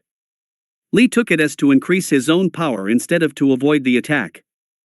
Lee opened all his inner gates up to the fifth. His body burst with red energy as he rewound his fist. Lee and Naruto again exchanged blows, their fists meeting above the water surface, but this time it was not Naruto knuckles that started bleeding. It was Lee's, although it would have only been noticeable for a millisecond because right after that Lee's wrist snapped as Naruto continued to push on Lee. Then Lee's either arm collapsed in of itself as the bones broke so harshly that they priced through his skin, letting them see the light. The pain in Lee's arm was short-lived, however, as Naruto's attack was so strong that Lee no longer had an arm to feel pain in. It was ripped out of its socket and sank into the lake. Meanwhile, Naruto wasn't hurt at all, not even the blood splatter from Lee's arm reached him. All the ninja who watched this scene were horrified at the level for brutally. For someone to literally punch another guy's arm off was a little too much to handle. At least Lee wasn't in pain for long as Naruto punched the dying man right through the head before he even had a chance to fall down. Chunks of skull and brain flew through the air as Lee's body, now without the left side of his head, fell into the water, seemingly going to meet his arm. Kushina couldn't believe it, that was her son out there. Kushina didn't want to believe that he was the monster everyone said he was, but how could you deny what was right in front of you? Everyone was grounded after the display, except for Guy. "Lee!" Guy screamed as he raced towards Naruto. "You killed him, you bastard!" Guy's skin erupted in red just like Lee's had. Naruto was not even remotely afraid. Guy might look the same, but no matter how much power he put into his punch he would not hurt Naruto. Everyone knew this, but Guy was blinded by anger, telling him to stop. His attack would be worthless, but maybe action could help. "Guy, please stop." Tenten screamed as she had suddenly appeared behind Guy and grabbed onto his back. Guy's fist stopped just in front of Naruto's reflection only because he felt his back become wet. Guy turned around to see his last surviving student. Her hand had been cut so bad that she might have lost a finger or two. Blood and tears were streaming down her face into the back of Guy's suit. "You can't do this, there are still people who care about you. Lee wouldn't want you to throw your life away in anger." Tenten sobbed. "I'm not throwing my life away. I'm taking revenge on this monster." Guy shouted. "You are throwing it away. You know the moment you hit Naruto that all that power will come right back at you, so please, you still have one student left. I know I'm not as youthful as Lee or as powerful as Neji, but I'll try my best, so please, you still have to be around to teach me." Guy seemed to calm down with each word until his red skin returned to normal and he embraced the poor girl who had lost just as much as he had. "I'm sorry, Tenten, I promise I'll make you the best kunoichi who ever lived," Guy said with a soft voice. Naruto watched the scene unmoved by their heartfelt words. He looked at Hanabi, who had appeared beside him about the same time Tenten had appeared behind Guy. She had a couple cuts here and there, but she was no worse for wear. With that in his mind, Naruto turned back to the group. "Why are you so mad? You seem like your friend dying has been the worst thing that has happened to you people, but yet you were the ones who choose this path. I gave you the decision to leave. I told you that you'd all be killed and yet to stayed, For what to lose even more people protecting this overgrown turtle? Naruto words hit everyone hard because it was true they had let Naruko's words convince them that this battle could not only be won but won without sacrifices. How stupid had they been? Even if every last person on this lake sacrificed themselves to beat Naruto, there was little chance he would go down. But these thoughts came too little too late. They had made their decision and Naruto wasn't just going to let them off the hook. He was already approaching Guy, who was standing in front of Tenten protectively. Naruto had his arm out ready to reverse Guy's blood flow, but when he reached out, Guy was no longer there. Instead, he and Tenten had instantly appeared back with the group. Naruto was confused for an instant, but once he saw what had happened, he lowered his arm and smiled. "Why, hello father, I wasn't expecting to see you here today. Did Kushina call you?" "She did, but that's not important. What is important is that I've wanted to see you for quite a while now and we need to have a serious talk on what kind of son you've been," the Hokage said a few meters in front of Naruto. "The time for you to act like some moral figure to me ended when you shoved a Rasengan in my stomach," Naruto said, sounding a lot more cheerful than one would have thought possible when faced with one of only 5 Kages in the world. "Oh, and I've already got an idea on how to pay you back," Naruto said, getting into a real fighting stance for the first time since he had arrived. Any other ninja that were on the lake at the time quickly backed off, with the exception of Hanabi, who wanted to stay by Naruto, as no one wanted to be caught up in a fight between those two. They were both monsters with unimaginable power. Fighting Naruto alone had been naive of their part, but getting in between those two was just plain suicidal. And as if the universe was making sure no one would try to be a hero, the water to the side of Naruto and Minato rose, reveling a very functional and very pissed off Three Tails. It would seem to any ninja that we're witnessing a historic battle between two of the most powerful shinobi alive, that nothing else could be happening in the world. But the world would not stop for something as little as that. In fact, there was another situation going on at that very moment that would certainly make it in the pages of history. IWA was in panic. Clay birds were raining from the sky, blowing up anything and everything. Normally something like this would be put down swiftly since IWA had a force of highly skilled. The only problem was that most of their highly skilled ninja were off fighting the Three Tails. With that limitation, Deidara was making IWA a huge piece of art while flying atop his bird. Han watched Deidara from the window of his house. Han knew he was here to capture him, but right now he seemed preoccupied, so Han would wait to fight him. That was if the Tsuchikage didn't kill him first, because while Deidara was strong Akage, he was not. It might seem cruel that Han wasn't doing anything to help his village to defend against that attack, but the village didn't care about Han, so why should he care about the village? He would actually rather like to see it turn into one of Deidara's pieces as long as he wasn't part of it. Then something that wasn't a bomb struck Han's house. Han jumped out the window he had been looking through. Han looked back to see his house on fire, but it didn't faze him. If something like his house being destroyed was enough to send Han into sorrow, he would have died at the hands of the villagers long ago. What he was curious about was the young girl walking out from behind the house. The fire gave a nice backdrop to her as the flames of destruction matched her hair perfectly. "So you dodged that. I guess I shouldn't be surprised," Mito said, looking at the house longingly, like she was hoping it would put itself out and she could have a redo. "I see, so Deidara's just a distraction," Han said. "No, a distraction is something that's supposed to keep your attention away from something more important, but I'm sure the people of your village find it more concerning that a maniac is blowing the place sky high than your safety," Mito said. "Do you really think you can take me?" Han said, looking at the girl in front of him and wondering why she was even part of the Akatsuki. Probably because of her brother, now he would be a worthy opponent, but as Han was thinking this, multiple explosions erupted at his feet.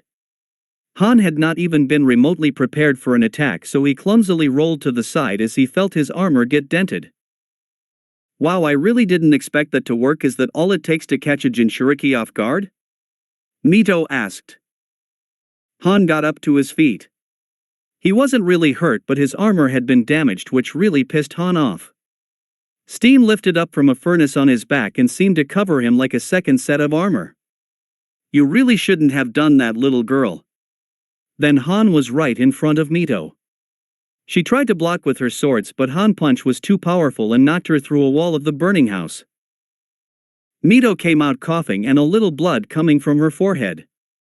That wasn't very pleasant. Mito said like she pitied him. Han once again shot up in front of her and tried to punch her, but this time Mito dodged to the side, letting her sword scrape Han's gauntlet. Han quickly changed his tactic and tried to sweep Mito's feet from under her. It worked, but once again she scraped her swords along Han's armor as she went down. You know, if you're trying to break my amour, it's going to take a lot more than that, Han said as he brought his foot down on Mito. She rolled out of the way before her skull could be crushed. I'm not trying to break your armor. I just wanted to sharpen my swords, Mito mocked. Han did not take well to that comment. The steam around Han expanded to make what looked like an arm with a claw hand. The claw hand wasted no time striking at Mito. It was too fast and Han was too close for Mito to be able to dodge, so she blocked with her swords, but the claw hand was just a line of steam and passed right through them. Mito felt her skin burn as the steam enveloped her. She dropped one of her swords on the ground as it was getting too hot to hold. Mito ran out of the steam with her one sword, her skin having a slightly red tint. The steam worked its way back to Han and returned to being his second layer of amour. You really made a mistake coming here, little girl. You should have known that someone as young as you had no chance of beating me. Oh, I knew that, Mito said as she pointed her sword at Han and shot a lightning bolt at him. Han dodged it, making it completely miss him, except it didn't. Han felt his whole body freeze up as the lightning coursed through his system. Han fell to the ground, was unable to move. I knew that there was no way I could beat you if it came to strength, Mito said, walking over to her other sword and picking it up. I'm weak when compared to you, but unlike you, the weak have to struggle every day to stay alive while the strong get to course through life with their own power, but that also means the strong don't use the tricks the weak depended on to survive. Han couldn't talk because his entire body had been paralyzed, but if he could, he would surely be asking Mito how she had done it. His armor was made so it wouldn't be affected by lightning, and even if he didn't have it, his enhanced body should not have been paralyzed by a single lightning bolt. Mito seemed to pick up Han's frustration. I bet you're wondering why you're on the ground and I'm still standing. Well, let me explain. I did a lot of studying and a lot of research to figure out how to beat you without Daidara's help. But nothing showed me a way I could defeat you, so I came up with my own play, Mito explained as she walked around the yard. The first thing that I realized was that if you went into your cloaked mode, I'd have no chance of winning, so I had to come up with a plan to defeat you without you realizing you were being defeated. Mito dropped down to her knees and dug into the ground, pulling out a paper bomb. I bet you thought that I had predicted where you were going to land, but the truth was I put these things everywhere, so no matter where you ended up you'd be on top of them. But these aren't just regular paper bombs. Mito blew on the bomb she was holding and something that looked like dust scattered through the air. Copper partials, very conductive and all over your amour. All I had to do was create a suitable charge, so my lightning would follow you, by running my swords along your amour, and boom, you're like a living lightning rod. At that moment a clay bird landed by Mito. How does it feel to get outsmarted by this little girl? Mito said as she loaded Han onto the bird. Another jinchuriki had been captured, and this one had lost in the most pathetic way so far. Only 3 remain. Naruko watched the 3 tails charge up a tailed beast bomb. It was far bigger than anything that it had created before, yet 2 of the 3 people in its sight didn't seem concerned. Hanabi, maybe. You should watch from the sidelines, Naruto said. Hanabi put up no complaints as she ran to the other side of the lake. By the time she got there, the 3 tails had finished its bomb and shot it towards Naruto and Mito. Minato looked like he was going to activate a seal to send it somewhere harmless, but Naruto had different plans. How boring, Naruto said as he let the bomb hit the back of his hand. The bomb seemed to stop for a moment before heading back towards the 3 tails. The beast took a direct hit by its own destructive attack. It was down for the count, and this time it wouldn't be getting up anytime soon. Naruko couldn't believe it. They had a group of 3 major villages to fight that thing, and they still had to fight their hardest just to survive the fight, but Naruto had beaten it without even trying. How he must have laughed at their struggles. How he must have watched them fight their hardest against an opponent that he could beat with a flick of his hand. This was the reason why Naruto called himself the strongest. Now that's out of the way, let's get to the main event. Naruto stomped the water and a wave sprung up not too far from Mito. Minato tossed a kunai into the wave and teleported out the other side. However, he quickly had to teleport again to avoid one of Naruto's cyclones. Come on, how do you expect it to win if all you can do is dodge? Naruto yelled as he shot off towards Minato. Minato threw a kunai behind Naruto and teleported to it in an attempt to stab Naruto in the back. Naruto's reflection broke the kunai. You should know that won't work, Naruto said as he turned around and tried to punch Minato. Minato teleported away again before Naruto could get him. Minato threw about 100 kunais at Naruto, but not one of them touched his reflection. Instead, they missed Naruto, completely scatting into the water around him and actually started floating. Giving yourself more places to teleport won't get you past my reflection, Naruto said, running towards Minato. Oh, won't it? Minato said. Minato teleported again, but this time he was directly in front of Naruto, crouched down with a kunai out to his side. Naruto was still running at this point and ran right into the kunai. His leg only received a minor cut, but his reflection had been bypassed. You basted, Naruto said, turning around, but as he did, Minato teleported himself again and positioned his kunai where Naruto's body was twisting to make his turn. Naruto once again received a minor cut to his side. The onlookers watched in amazement. Minato had gotten past Naruto's reflection by making Naruto move into his attacks. Once again, it had been proved that Naruto's reflection was not an ultimate defense. Naruto stood up straight to look at Minato, who had teleported a fair distance away from Naruto. So just because you can hit, you think you've won? Do you really think I'll die from these minor cuts? If your goal is to try to get me to bleed out, then I've got news for you. No matter how many cuts you inflicted, I can just use vectors to keep my blood where it's supposed to be. You'll run out of chakra long before you do enough damage to threaten me. There's also the huge hole that if I don't move, you can't hit me. Staying perfectly still, 4 water cyclones were created and shot at Minato. Minato teleported to avoid the attack. I know very well that if you don't move, then I can hurt you. But you forget I'm not alone, Minato said with a smile. At that moment, Naruto felt something behind him. Naruto didn't know how to describe it. It was like a tear in the world, but the simple fact that Naruto could feel his hair moving because of it meant that whatever it was could get past Naruto's reflection. Naruto shot away from the unknown attack, but doing so let Minato give him a few more cuts as he teleported in front of him. But Naruto really didn't care about Minato right now. Naruto was more concerned that there was someone with an attack that was unknown to him. Naruto looked at the crowd of onlookers to see who had used it, and he saw Kakashi with a Sharingan eye that looked like Itachi's head when he had used an attack that was unknown to Naruto. How many different attacks is that stupid eye capable of? Naruto said. He changed his course to Kakashi. Even if he had an attack that could break Naruto's reflection, he knew from his fight with Itachi that using those kinds of attacks were very taxing on the body. Kakashi probably didn't have the strength to use another one so soon, so all Naruto had to do was kill him, and then he could stay still and keep blasting Minato with cyclones until Minato ran out of chakra. There was no way he could lose. That thought was absolute in Naruto's mind until his entire body froze. He became very stiff and a slight pain was starting to affect his entire body. Naruto stopped his assault and looked back at the only person who could have done this, Minato. It's true that getting you to bleed out would be a losing battle, but your healing methods might be too good, Minato said with a smile. Then Naruto saw it. There was a clear liquid on Minato's kunai, the one he had been cutting Naruto with. Normally a poison like this would be purged from your body because you'd bleed it out, but since you make sure to make your blood bypass your cuts, my poison is able to spread through your body. Don't worry, it's not going to kill you. I just want you to be out of it when you're taken back to the leaf. Damn it, Naruto said, his vision already starting to blur. He could feel himself losing touch with reality. He had pushed Minato's poison too far in his body. I won't let you take him.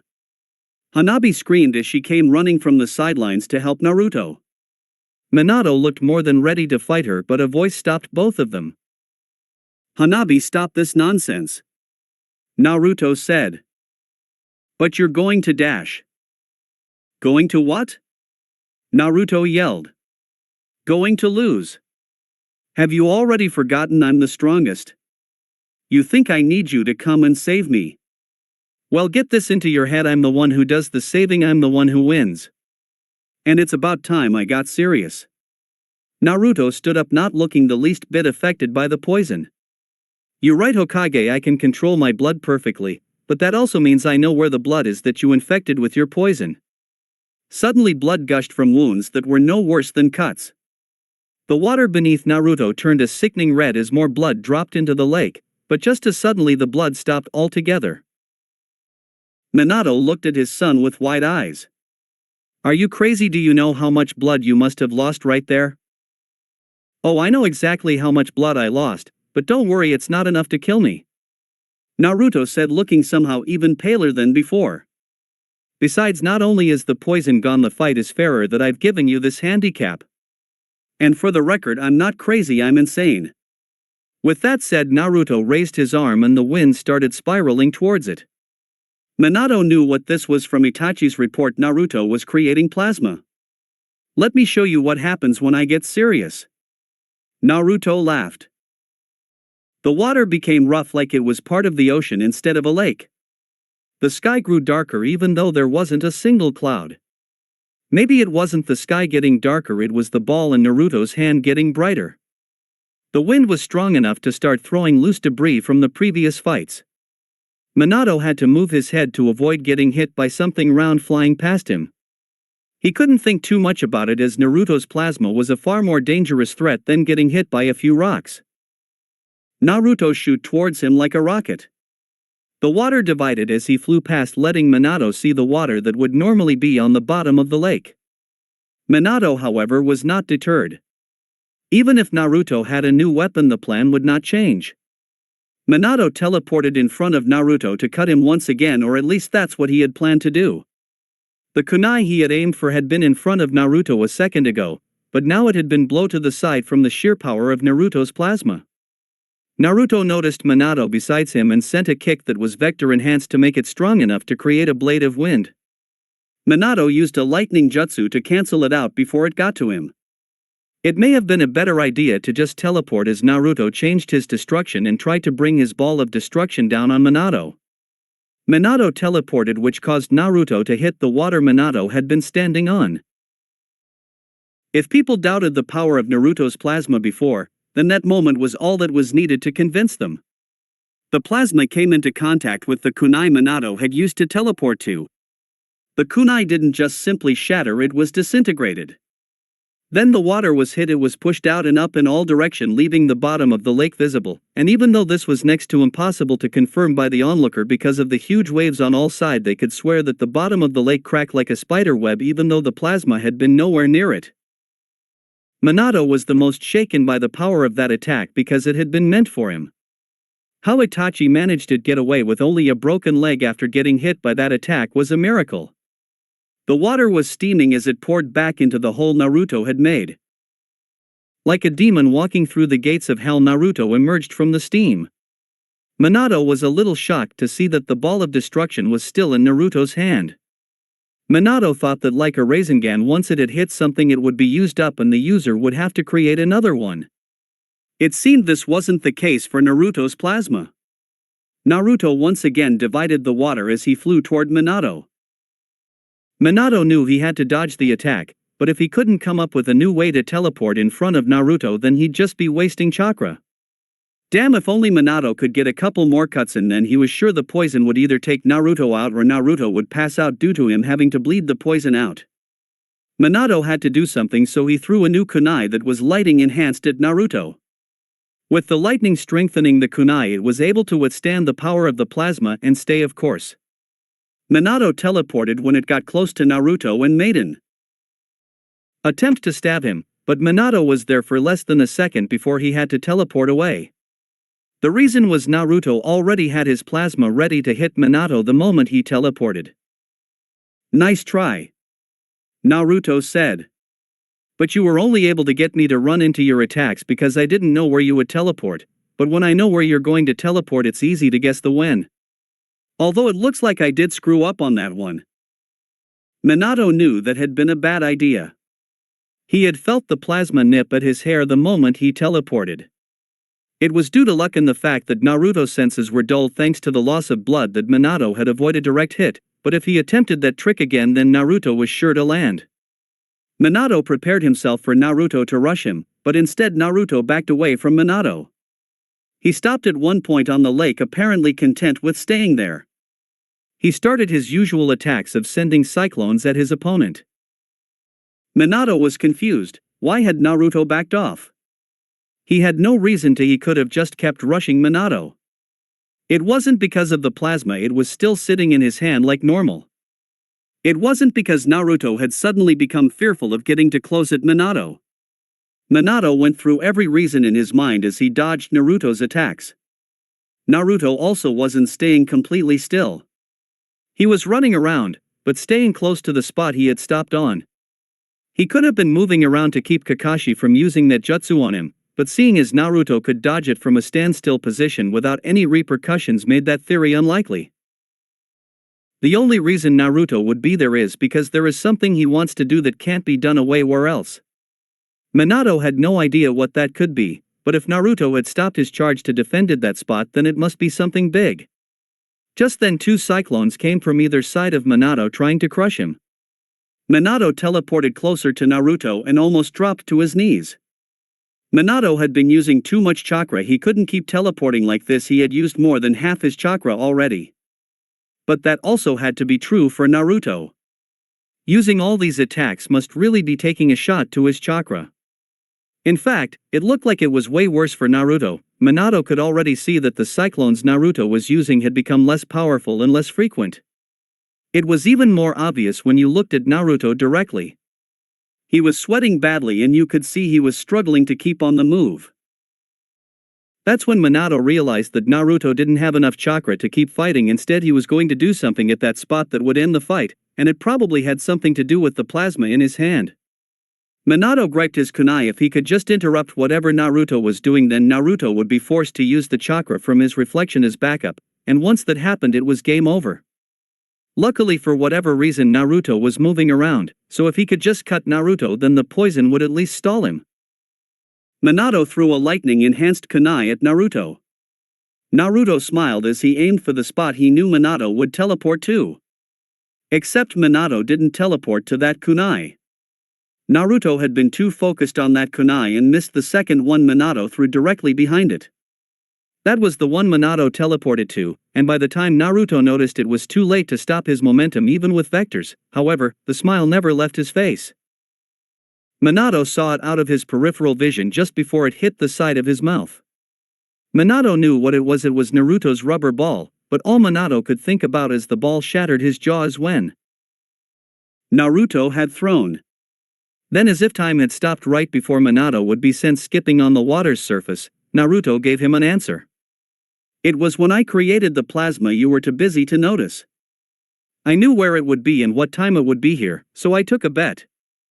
I know I can't drag out this fight much longer, but I couldn't hit you, so I went to the spot I knew the ball would come and moved, making it look like I had something planned, all in hope of you teleporting right into the ball's path.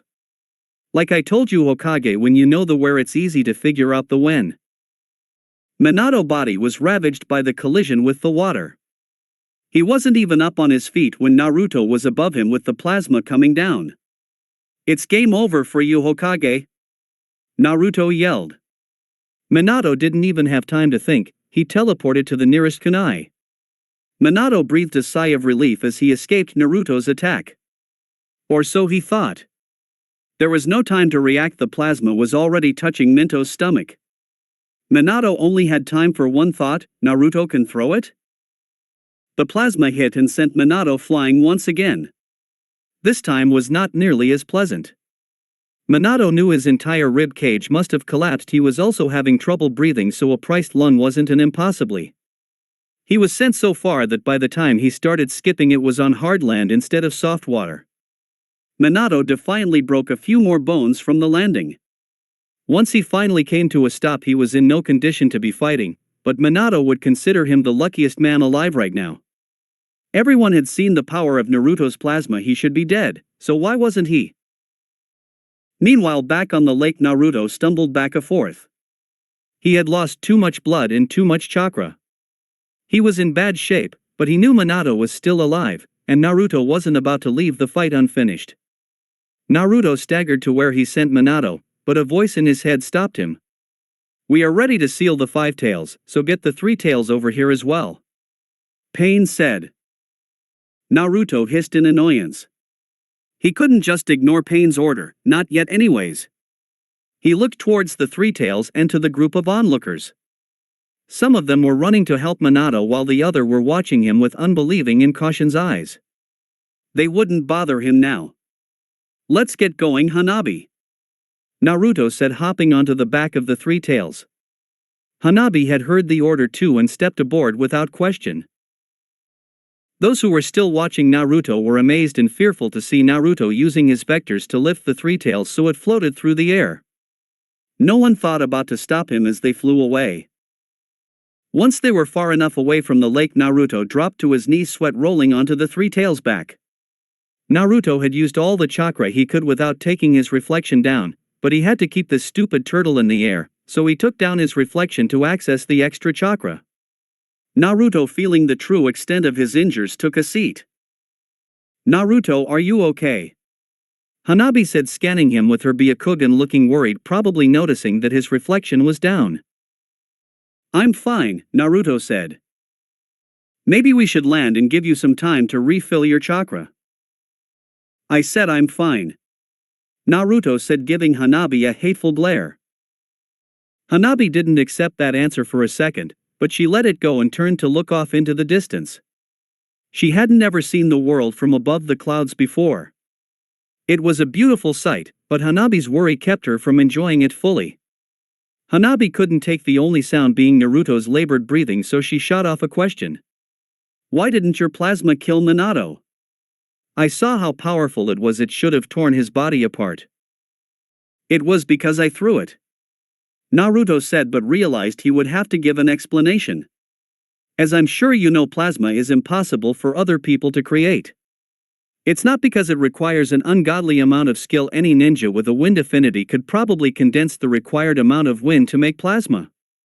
The problem is that plasma is a very unstable substance, so even when it's created it needs to be constantly adjusted to keep its form. My vector control can make those kinds of adjustments, which is why I can create it and hold it. I can throw it, but because it's no longer under the control of my vectors, it gets exponentially weaker the moment it leaves my hand.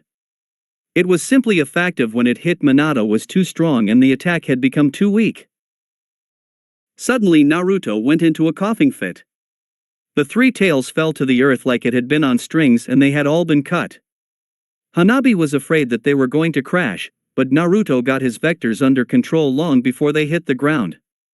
"Sorry about that, just lost my concentration there for a sec." Now Hanabi knew Naruto was in bad shape. Lifting something up should have been something Naruto could do in his sleep. "Naruto, I really think we should land somewhere." "We are not landing," Naruto yelled, looking at Hanabi like she was the enemy. Hanabi was taken back by Naruto's harsh look, but slowly Naruto's expression turned back to normal. "You don't understand, Minato came this close to ruining everything. If the onlookers had grown some balls and attacked after Minato was sent flying, I would have lost. We could have run and come back for the 3 tails another day. It wouldn't have been so bad," Hanabi mentioned. "No, I can't run away or lose until the plan is complete and I become a god. Then I won't be able to lose." "You can still become go even if you lost once," Hanabi said. "I know I can, but that's not the point.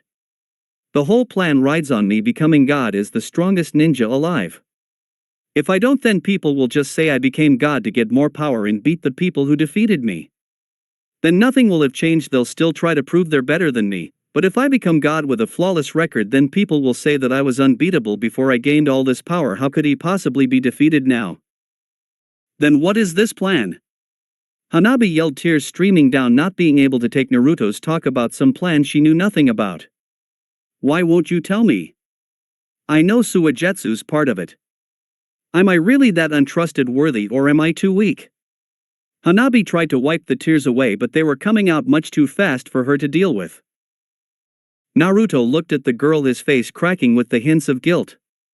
There was no point in telling you before your part came, but I guess if you're going to cry about it I may as well tell you. Take a seat.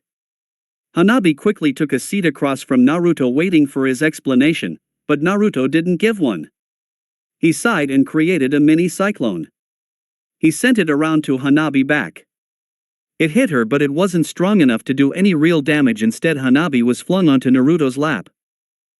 What are you doing? Hanabi said, a blush spreading to her entire body. Naruto didn't say anything, but he started rubbing her head like a dog. What are you talking about? This is what you want, right? Naruto said, acting like this was a completely normal thing to do. I do not. Hanabi said, but it came out as a squeak. Okay then.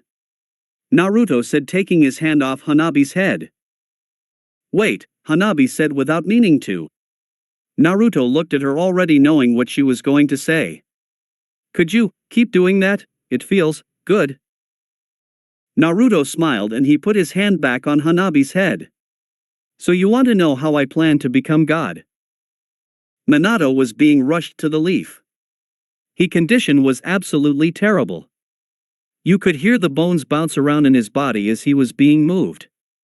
All the leaf ninja were following behind a toad that Jiraiya had summoned. The IWA and Kumo ninja didn't bother to stick around, so it was left to them to save Minato. There it is. Naruko said, pointing to the gates of the leaf. You two get out of the way and find Tsunade this instant. Kushina yelled and the guards immediately moved from the sound of an angry Kushina, despite them still being a good distance from the gates.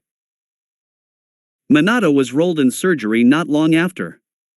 Everyone who had gone to capture the Three Tails was sitting in the waiting room with the expectation of Tenten, whose injuries were bad enough to require medical attention, and Guy, who went with her.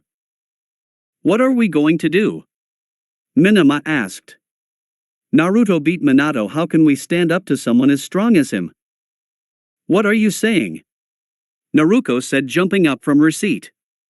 Sure, Minato may have lost, but Naruto had barely been able to stand. We can still bring him back if we work hard enough. Are you an idiot, Naruko? Minama screamed. Aren't these words similar to what you said right before when went to fight Naruto? Everyone believed you, but look what happened. We got our asses handed to use, our friends got killed, our Tusan almost died and still might, and in the end he still got the Three Tails. Naruto isn't someone who can be beat. Didn't you hear him? He's crazy enough to claim he's going to become a god. I know you want to make it up to Mito. I really do. But I'm done convincing myself that Naruto's still part of the family. He's not coming back. We're not going to be able to live a happy life when this is all over. What are you talking about? Of course Naruto's part of the family. He's your brother. Kushina said, giving Minama her famous death glare. But Minama was unfazed. Naruto is not our brother, he's a monster. Her words held unbelievable pressure. There were only a few people left who truly believed Naruto could be brought back. He had made an enemy out of the entire world and was considered by most to be the most dangerous person alive. He killed without regret. He was strong enough to beat a Kage. How many people were left that believed he still had good in him? Minama had just jumped ship. So it was Naruko, Kushina, Kakashi, Jiraiya, and possibly Minato, but with the state he had been put in, who knew if he still saw Naruto as his son? But I will not abandon the family, Minama said as she stood up to leave. Mito is still a good person. She can still be saved along with her friends. I will make sure to get her away from that monster. The door slammed shut as she walked out. This is terrible, Kushina said, shaking from head to toe. Naruto can still be brought back. As long as we can reverse what Orochimaru did to him, then everyone will see that he was just being manipulated. Orochimaru's dead, Sasuke said without any mercy to Kushina's feelings. I know you don't want to hear this, but Naruto's been forging his own path for a while now. But the Akatsuki, they have to be forcing him. Do you even hear yourself? Sasuke yelled. You saw how strong he was. Do you think anyone can force him to do anything? Do you really think the Akatsuki is going along with his plan to become God? Because I don't. You all need to realize something. This isn't just the Akatsuki versus the Alliance. It's the Akatsuki versus the Alliance versus Naruto and whatever groups he's formed. But Naruto can't fight the Akatsuki and the Alliance. Even he'd be killed. Kakashi said, trying to poke a hole in Sasuke's theory. If he becomes a god, I bet he can. That's the reason why right now he's doing the Akatsuki's bidding, but mark my words, that won't last for long. He's going to betray the Akatsuki. And I bet it's going to be sooner rather than later, and I'm not going to wait around for everything to go Naruto's way. Sasuke got up and left without saying any more. The room was silent. What was there to talk about? Sasuke was right after all. No matter how you look at it, the moment Naruto escaped from Orochimaru was the moment he was responsible for his own actions, no matter what Kushina and Naruko wanted to believe. Hey Naruko, can I talk to you alone? Jiraiya said, standing up. I guess, Naruko said, looking at Jiraiya strangely. They left the waiting room to talk somewhere more private. Even after everything you've seen, do you still want to save Naruto? Jiraiya asked with none of the carefree tone he usually had. Naruko didn't even think about it. Of course I do. Naruko said, looking at Jiraiya with eyes of steel. I know that Naruto did some terrible things, and I know no one forced him to do it, but I was the same way. I know most people wouldn't even draw comparisons between me and Naruto after all he's killed so many people and made all the major villages despise him. But I made my little sister despise me just because I wanted to be mean to her. So I don't see a difference if it's one person or a million that you make cry, it's still the same amount of evil. Naruto simply had a larger stage to play on. I was saved, so I know Naruto can too. I see, then I have a proposal for you. Jiraiya said. Naruko was taken back. She thought that maybe Jiraiya was going to try and talk her out of saving Naruto. What is it? I want you to leave the village and learn Sage Mood with the Toads, Jiraiya said. Why? Naruko asked. Because Sasuke and Minama are right, the world hates Naruto. If he is ever captured, then he'll just be executed, but that only applies if the world captures him. Jiraiya said with a cocky smile. What do you mean? If you single-handedly were to capture him, then you could set the rules from his punishment. You could hide him until the Alliance agrees to your terms. But as I'm sure you know, it's going to be a lot harder for you, a single person, to beat Naruto than it is for an alliance that has the support of most of the world. So you think me learning Sage Mode would give me the one-up I need? Naruko asked. I do, but there's also another reason for you to leave the village. Jiraiya said. Think about this. Why is Naruto still part of the Akatsuki? Because he needs their support until his plan is complete. Naruko answered. But won't running around doing the Akatsuki's work slow down Naruto's plan, and didn't Naruto seem like he wanted to get it done as soon as possible? Jiraiya said. I guess. Don't you also find it odd that the Akatsuki still let Naruto run free, even though at this point it's pretty clear that Naruto's going to betray them? I guess, but what are you getting at? We have no idea what goes on in the Akatsuki. Naruko said. Actually, we do. The Akatsuki has one goal, and that is to gather up all the tailed beasts. What would be the only reason Naruto would stick with them and they wouldn't try to get rid of Naruto? Jiraiya said. The gears in Naruko's head clicked so hard that she almost got a headache. They need each other. Naruto needs the Akatsuki for his plan. Bingo, and what's the Akatsuki's goal? To gather the tailed beasts. That means Naruto's plan requires him having the tailed beasts. Naruko said, shocked that Jiraiya was able to put this together with so little information. That's right. Naruto needs the tailed beast as badly as the Akatsuki wants them, but here's where it gets interesting. The Akatsuki knows Naruto has a plan, but they don't know he wants the tailed beast. They just think Naruto has something else going on in the background. So here's what they do: they collected the tailed beast as fast as they can in hopes that they do it before Naruto's can activate his plan, unknown to them that Naruto's plan also involves the tail beasts. They're probably planning to take Naruto out after all of that, since infighting in the Akatsuki at this point could do nothing then hurt them. So here's my bet: they're going to go after the 9 and 8 tails at the same time.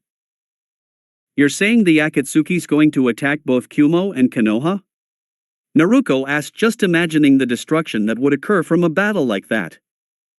It not only makes sense given the situation they're in, but it also makes sense strategically. The Akatsuki might be powerful, but they're small in numbers. If they were to say capture the 8 tails now, then there would only be you left. That would let all the major villages come to one place and guard you. But if there's 2 possible targets, then we have to split our forces in half to guard both. Jiraiya said. I see, so you want me to go to Mount Mayaboku so I'll be out of harm's way when the Akatsuki attacks? Naruko said.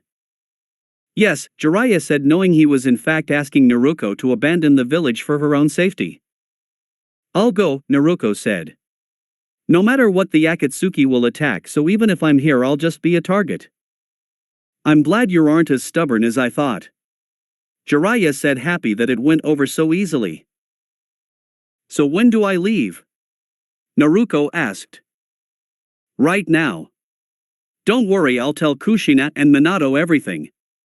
Jiraiya said, and before Naruko could protest, she was teleported in a puff of smoke. Jiraiya should have gone to a casino on that day because he had been right on the money. The Akatsuki were indeed going to attack Kumo and Konoha simultaneously. The teams of 2 had been thrown away. There were now 2 teams that would each attack a village. It seems the alliance has prepared for us. Kirk and IWA have gone to Kumo to support them, and Suna has gone to Konoha. It's going to be an all-out war. Even the Kages have left the safety of their home villages to protect the last 2 jinchuriki. Zesta said. What's Minato's condition? Naruto asked.